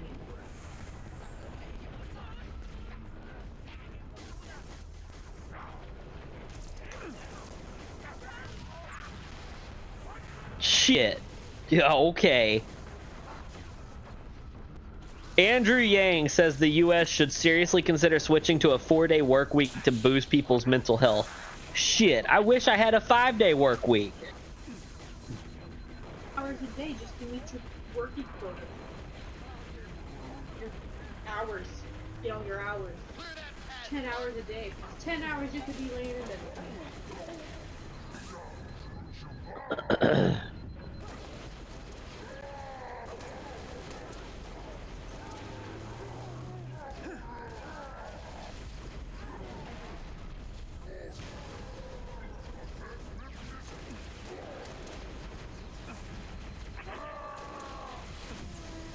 No, I don't, ma'am. I don't think I should give you any more. No, more.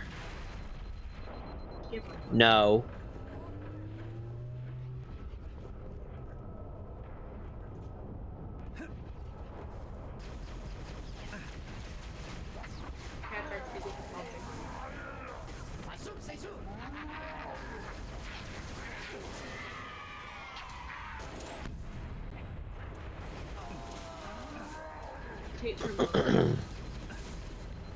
Thanks, Hasbro, for continuing to not announce the figures that are already in people's hands for Power Rangers. Congratulations. You've done a bang-up job at marketing.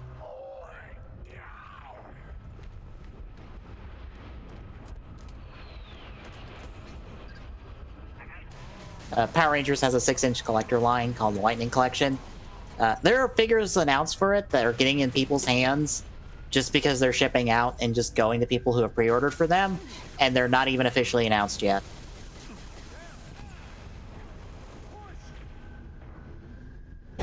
How? I don't know. I don't know how you fuck up this bad, but this is what's happening. Also, all I've got to say is shoutouts to that garbage that just happened. I don't know what happened. Turret just took 2 fuel rod shots and was still there.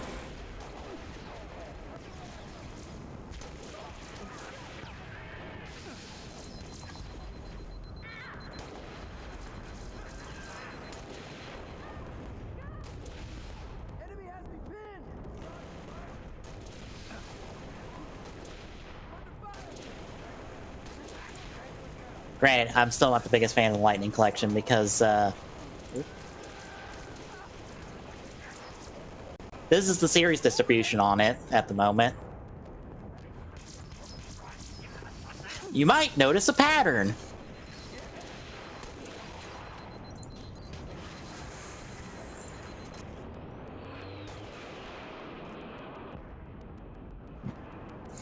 Hold on.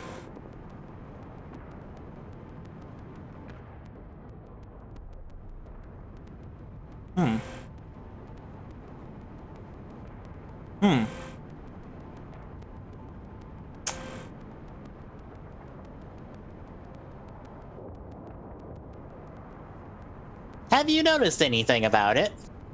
Kinda seems very lopsided. Incredibly so. If you want specific numbers, there are 21 figures that are MMPR. There are 21 figures that are not MMPR.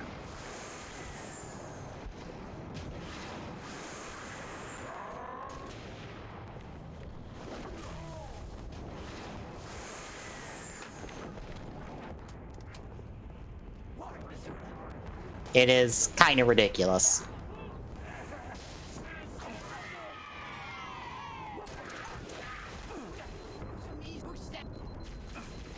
Like, incredibly ridiculous that this is what the Lightning Collection is. I think a year into its life? And we are still hard on MMPR because it's the only series anyone recognizes from Power Rangers.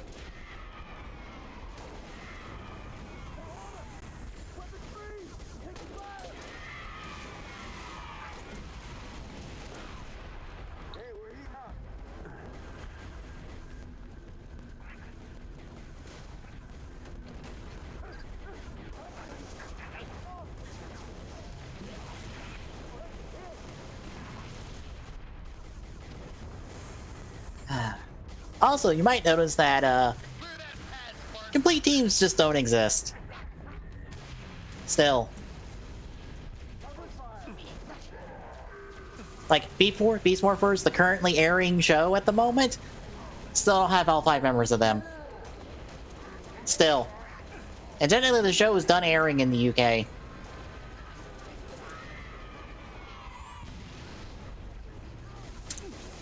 God. Why can't this be better? I know why they've done it this way, but like, can we at least get one complete team that isn't MMPR at this point, technically?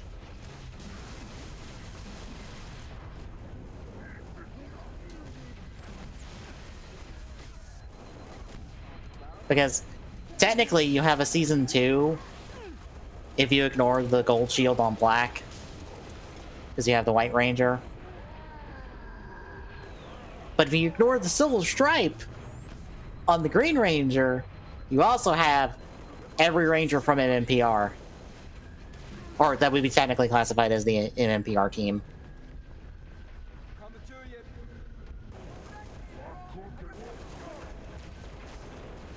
And the only reason we have the 5 Psychos from In Space is because they're coming in a 5-pack after 2 of them were already released.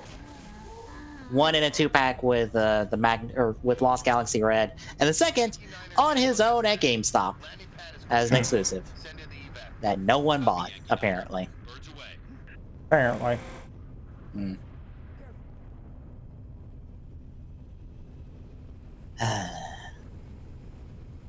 This makes me have no faith in the line. Incredibly no faith in the line. Can't say that I blame you. Until they can complete a team that isn't fucking MMPR, I don't care.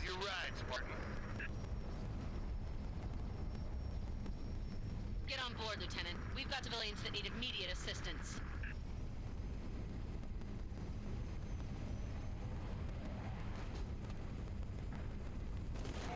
The city's been under siege for the last 5 days.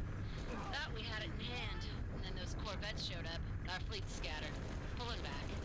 Hell, we've all got orders to evacuate. Guess some of us just don't like leaving a job half finished. Evac transport Delta 1-5 to Evac dispatch. Loaded up, ready to go. Delta 1-5, this is Evac dispatch. Copy that. Proceed at your discretion. Midtown airspace is way too hot. Gonna take an alternate route. Delta 1-5 to dispatch. You're the reason that ship's gonna go down before it reaches its destination. Probably. Oh, do you keep shooting it? Yes. I kept shooting the Pelican. You're the reason those soldiers never made it home to their wives. To be fair, there's not a whole lot of people who are going to make it home and that were on this planet to start with. Yeah, I mean, they were already doomed.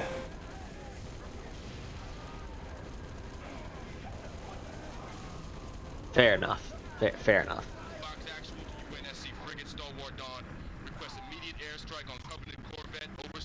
Like, the Covenant glass this planet when they're done. Nothing survives on this planet.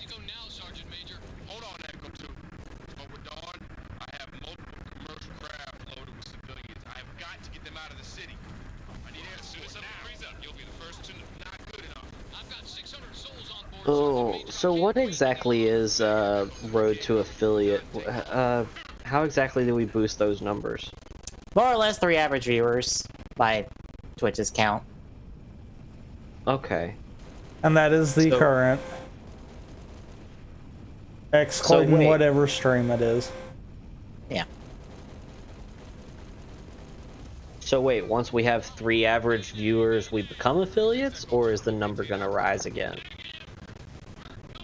I believe at that point we could potentially have the invite from Twitch. Yeah. Okay. They'd have to go through all their process and stuff, but like, when we have it, and I guess we probably need to keep it for some time, and hopefully never lose it, or not lose it for some amount of time, we're affiliate, and hey, we can access the other stuff, like uploading videos to Twitch, and like,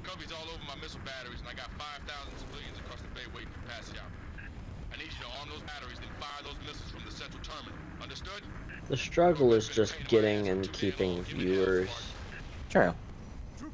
And then, I mean, like... Yeah, because to be fair, out of this past week, both the Pokemon stuff from last Tuesday and Ninjala did pretty good. Mm-hmm. But as far as getting people, it was the keeping people was the problem. Mm-hmm. Yeah. That's why I've been trying to kind of play games that seemed interesting, but also might, you know, garner viewers, like Persona. I mean, I know Persona has a decent following, so I was like, okay, playing Persona 4 on stream might be good. Yeah. But it seems like it is not of interest to most people. I mean, I could do... I know currently... I was about to say, Clock, there are a multitude of factors at play for that. And it's more than just you play X game. It's time, it's date, it's... Yeah. It's a lot of stuff. How long you stream. Yeah, also, to be fair, we have a habit of streaming late, so... Yeah.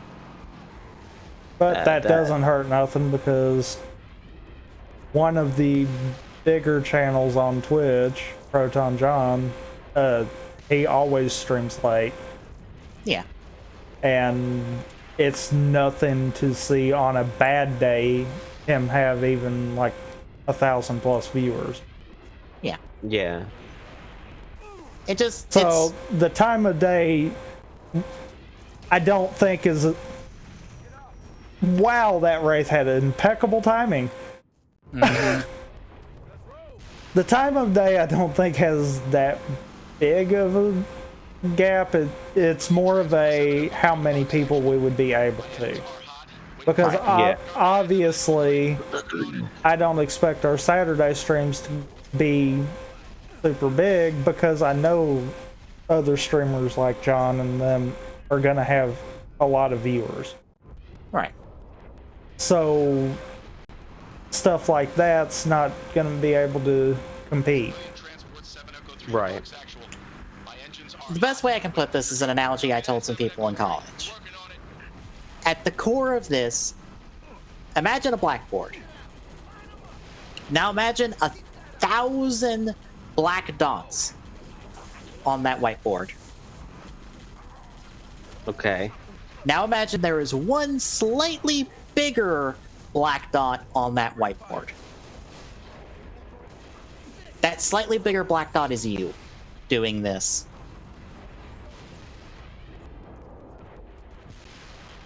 Okay.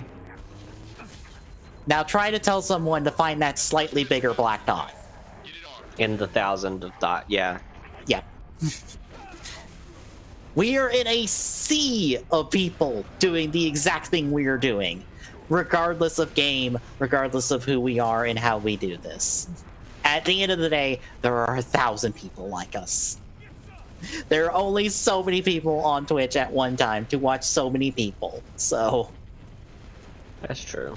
There is a lot of luck involved in this, regardless of how much work you put in. I just know at one point we'll get enough viewers that it'll kind of grow on its own. Right. Yeah. And that's what I would like to see us get to.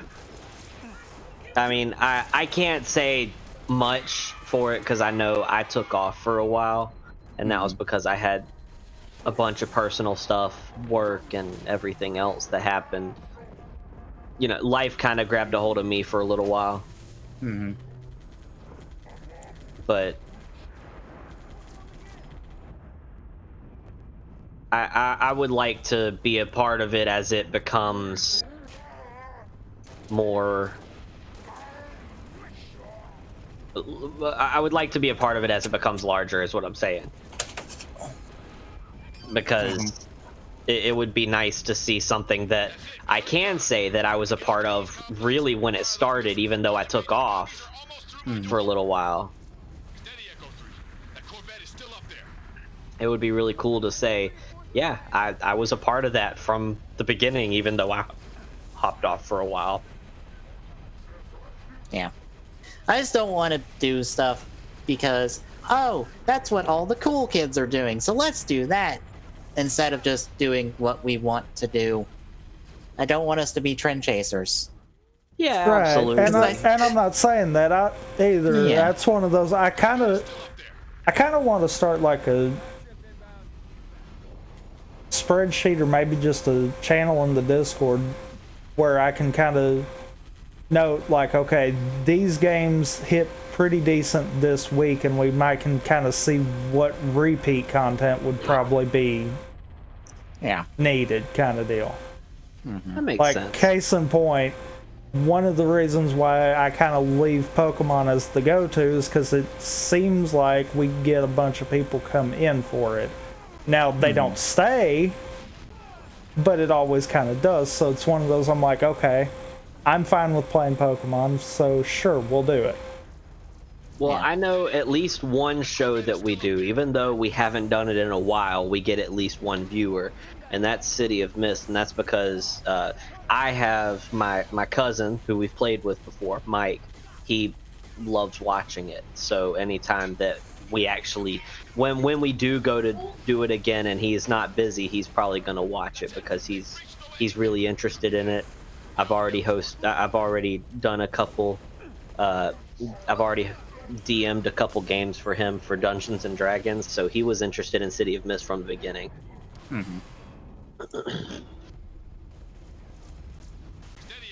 Which, I mean, I know it's not just that either, because like Charizard, he hops in from time to time. Right. Yeah, it's regardless of what we're doing, because he just is around. And I mean, we've had a few others. Honestly, I think Charizard's probably the longest lasting one, kind of deal. More or less. Because he has hopped in so much. Most of the time it's someone's there for a stream and then that's kind of it. Yeah. The Although I other do feel thing that I feel like might actually be hindering than helping is the fact that we are a variety stream group kind of deal. We're not pinning to one thing.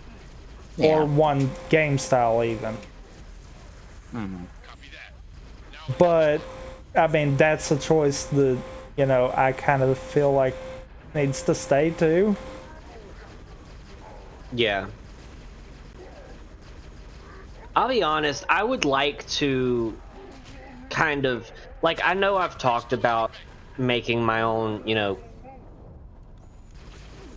I either Glock plays or Tommy Gun plays, whatever you want to call it. I know y'all call me Glock, but I know I'm also going by the username Tommy Gun now. Or rather, if you're looking at Discord, Tommy Boy. There we go. Finally got in there. As it stands right now, I do have the idea that, you know, I play more than a few like strategy games, like real-time strategy games like Total War and Warhammer. I would like to start doing that for the show. Like, focus my attention on those kind of games.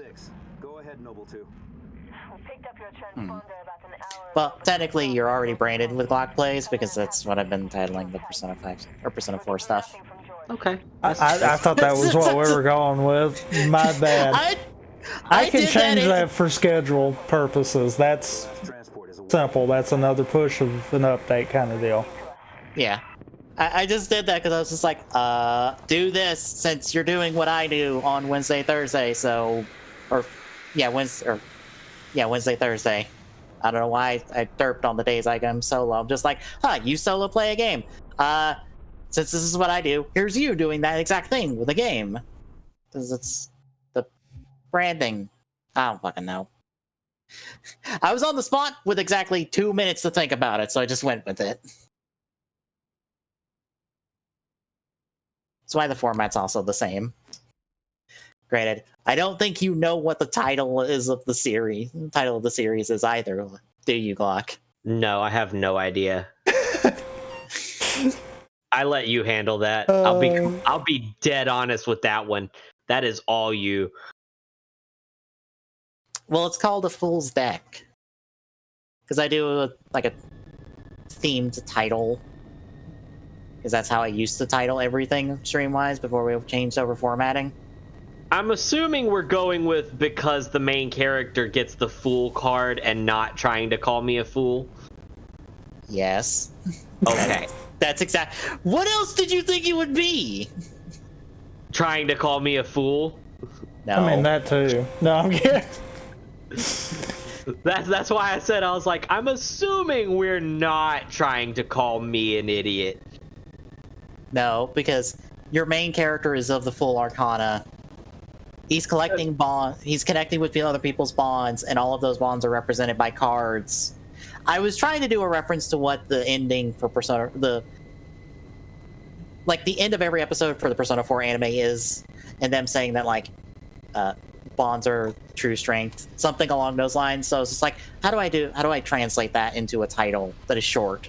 It's like, oh, a fool's deck, your deck of cards, your deck of friendships. Makes sense. Your report will have to wait, Lieutenant. Because also all your personas are represented by cards too, so. Cat needs your help running a counter-op. Because I know, like...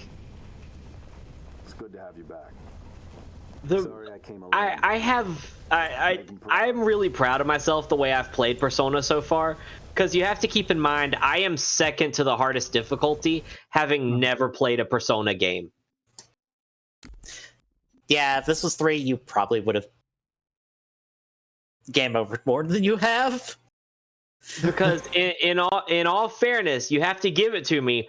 Me having previous experience with the old Final Fantasy games and stuff like that, that has helped me a lot. Yeah. And that's why I've been doing so well, is just because I can look at my previous experience and go, I need to do this. Oh. Great. Oh. What did you do? So, yeah, I'm uber gonna call that right there. Yeah, I was about to say, you're more than halfway done with the game at this point. That's what I was thinking. So, that actually might put me a week ahead from where I was thinking now. I mean, if you're that close, why don't you just go ahead and finish the damn game?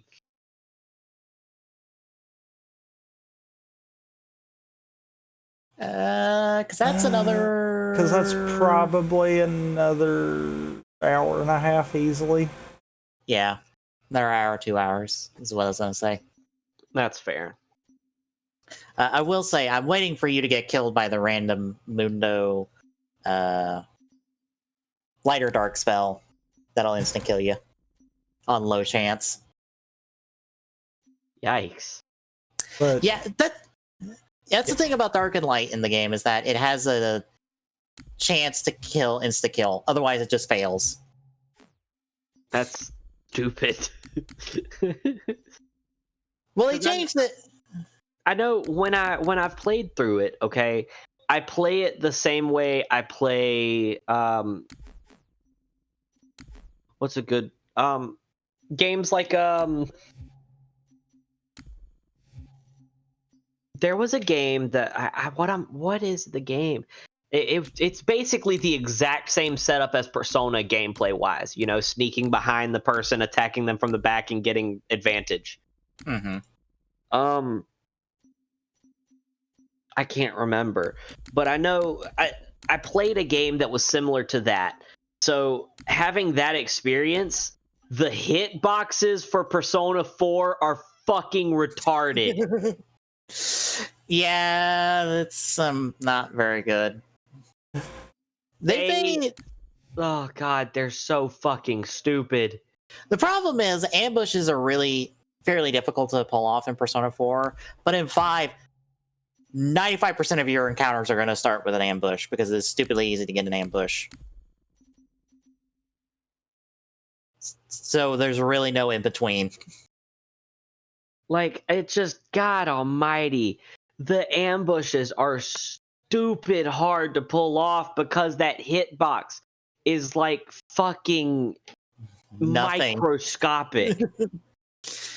Like I know your experience. Because you saw in the animation, my weapon hits them, and it's just like, what was that?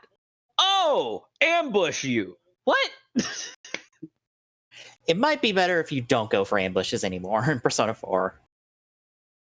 I mean, eventually I'm gonna get to where I have them down pat and I'll know the exact hitbox. But like that just requires more practice with it, and I love the game. I fucking love the game so far.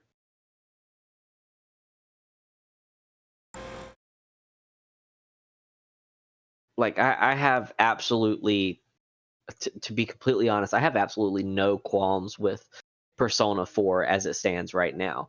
Maybe the beginning of the game, I know you gave me a heads up, but the beginning of the game was a bit long. Yeah. And bear in mind, you're still not out of it. I know I'm still not out of it, but at least it's letting loose the leash. Yeah. Because honestly, the first entire dungeon is kind of a tutorial for the rest of the game, because everything you do in that first dungeon, you're going to do again and again and again and again for the rest of the game. Yeah, Persona feels like one of those long haul games that there's not really a way to speedrun it. No, it's called you skip all the text. You optimize menuing. Yeah. People do speedrun Persona. I would love to see the shortest length for speedrunning Persona.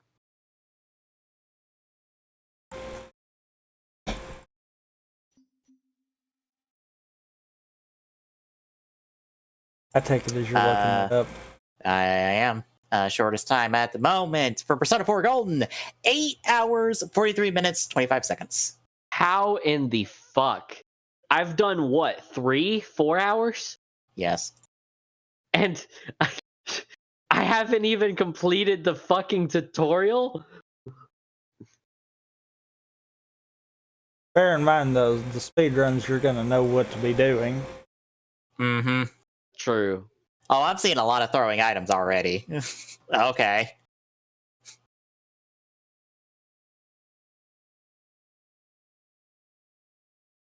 I see a lot of saves coming. They're out of the dungeon. They beat the first dungeon boss in under an hour. Jesus Christ.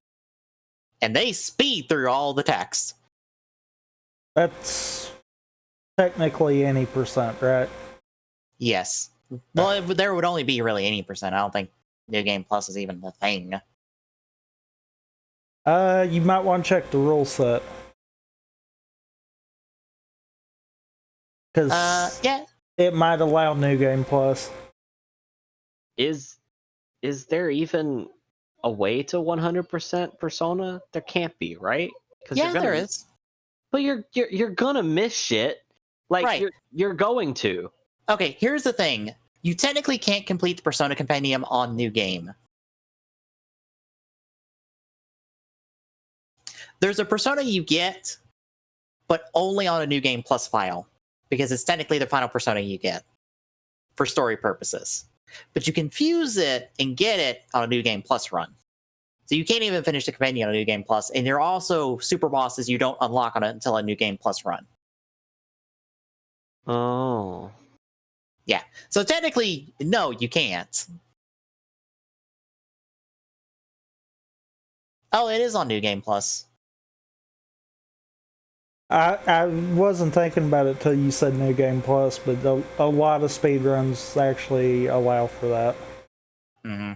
Because then technically that kind of gives you the ability to, break the game in half. I mean, in Persona 5, that gives you access to your in-game equipment, and that you blaze through dungeons with that, regardless of what personas you have active. So I can understand that. Is this on New Game Plus? I'm looking at the file at the moment.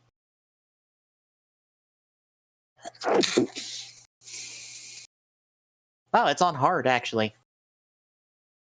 So it's on the difficulty that I'm on. Yep. because I almost picked very hard, and I mean, I've only died once, so Right. I probably could handle very hard. Mm-hmm.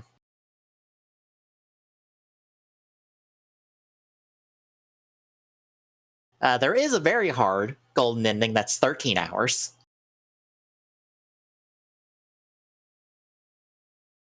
Something tells me that one's just not refined. And there's one that's no manipulation or glitches that is 10 hours.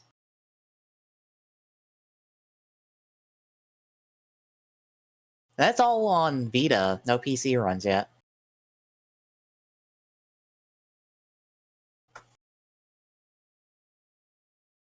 I'm curious about 5 now. 16. Hard true ending. Mm.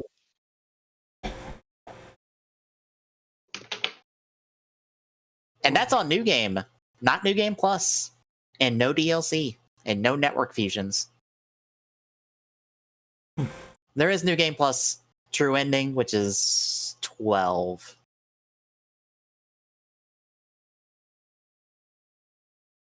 Still no DLCs, no safety difficulty, and network functions are not allowed. I guess I'm gonna here. Mm. What are you doing tomorrow? Custom Robo. I knew you said you were going to, but I didn't know if you were still committing to that. Mm-hmm. So, I thought you said you were going to quit Custom Robo or something about not being as interested in it. I wasn't interested. I was going to take a break to do Pokemon Snap, but then Pokemon Snap decided to not run on anything I tried it on for like an hour. So fine, I'll finish Custom Robo. Damn. Because I'm probably like one stream away from being done with it. Possibly.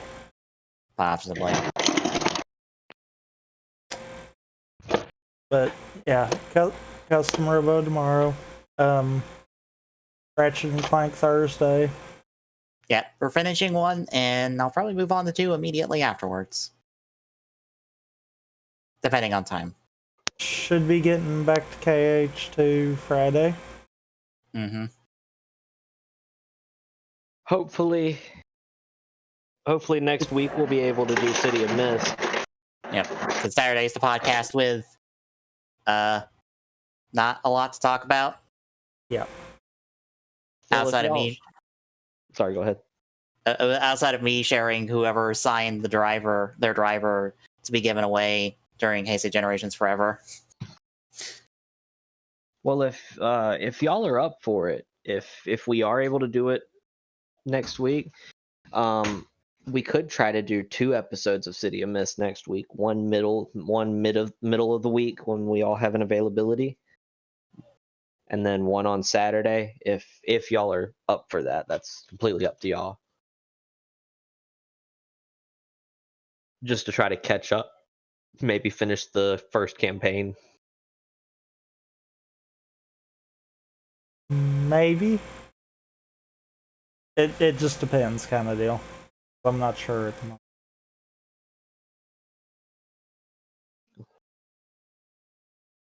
moment. But that actually will bring us to Sunday with more Nego. Yeah, because no movies are subbed, most likely. So, well, can't do those. And then next Tuesday, I will finish Reach and start CE. Because, like, that's pretty much given at this point.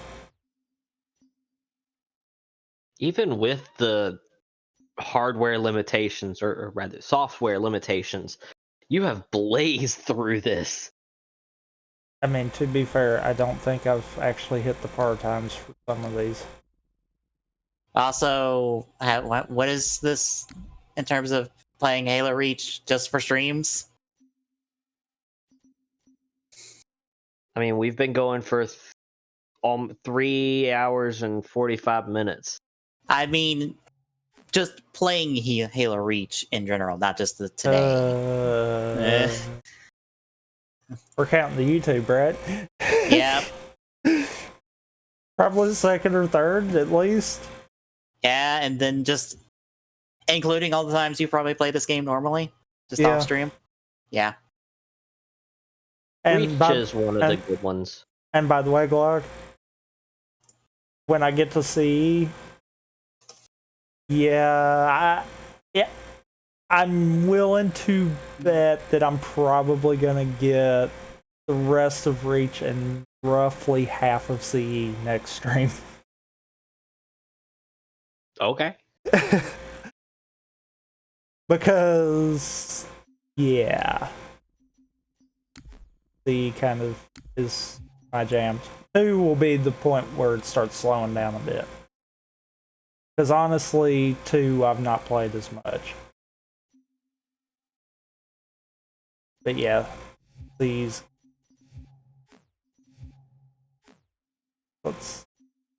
Unless I just do something stupid, which is entirely possible.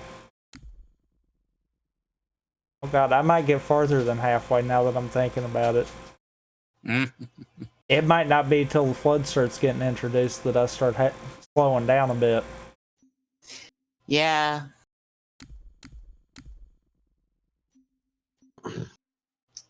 Huh. Because I know I can hit those par times. I actually got the achievements for it on the Xbox version.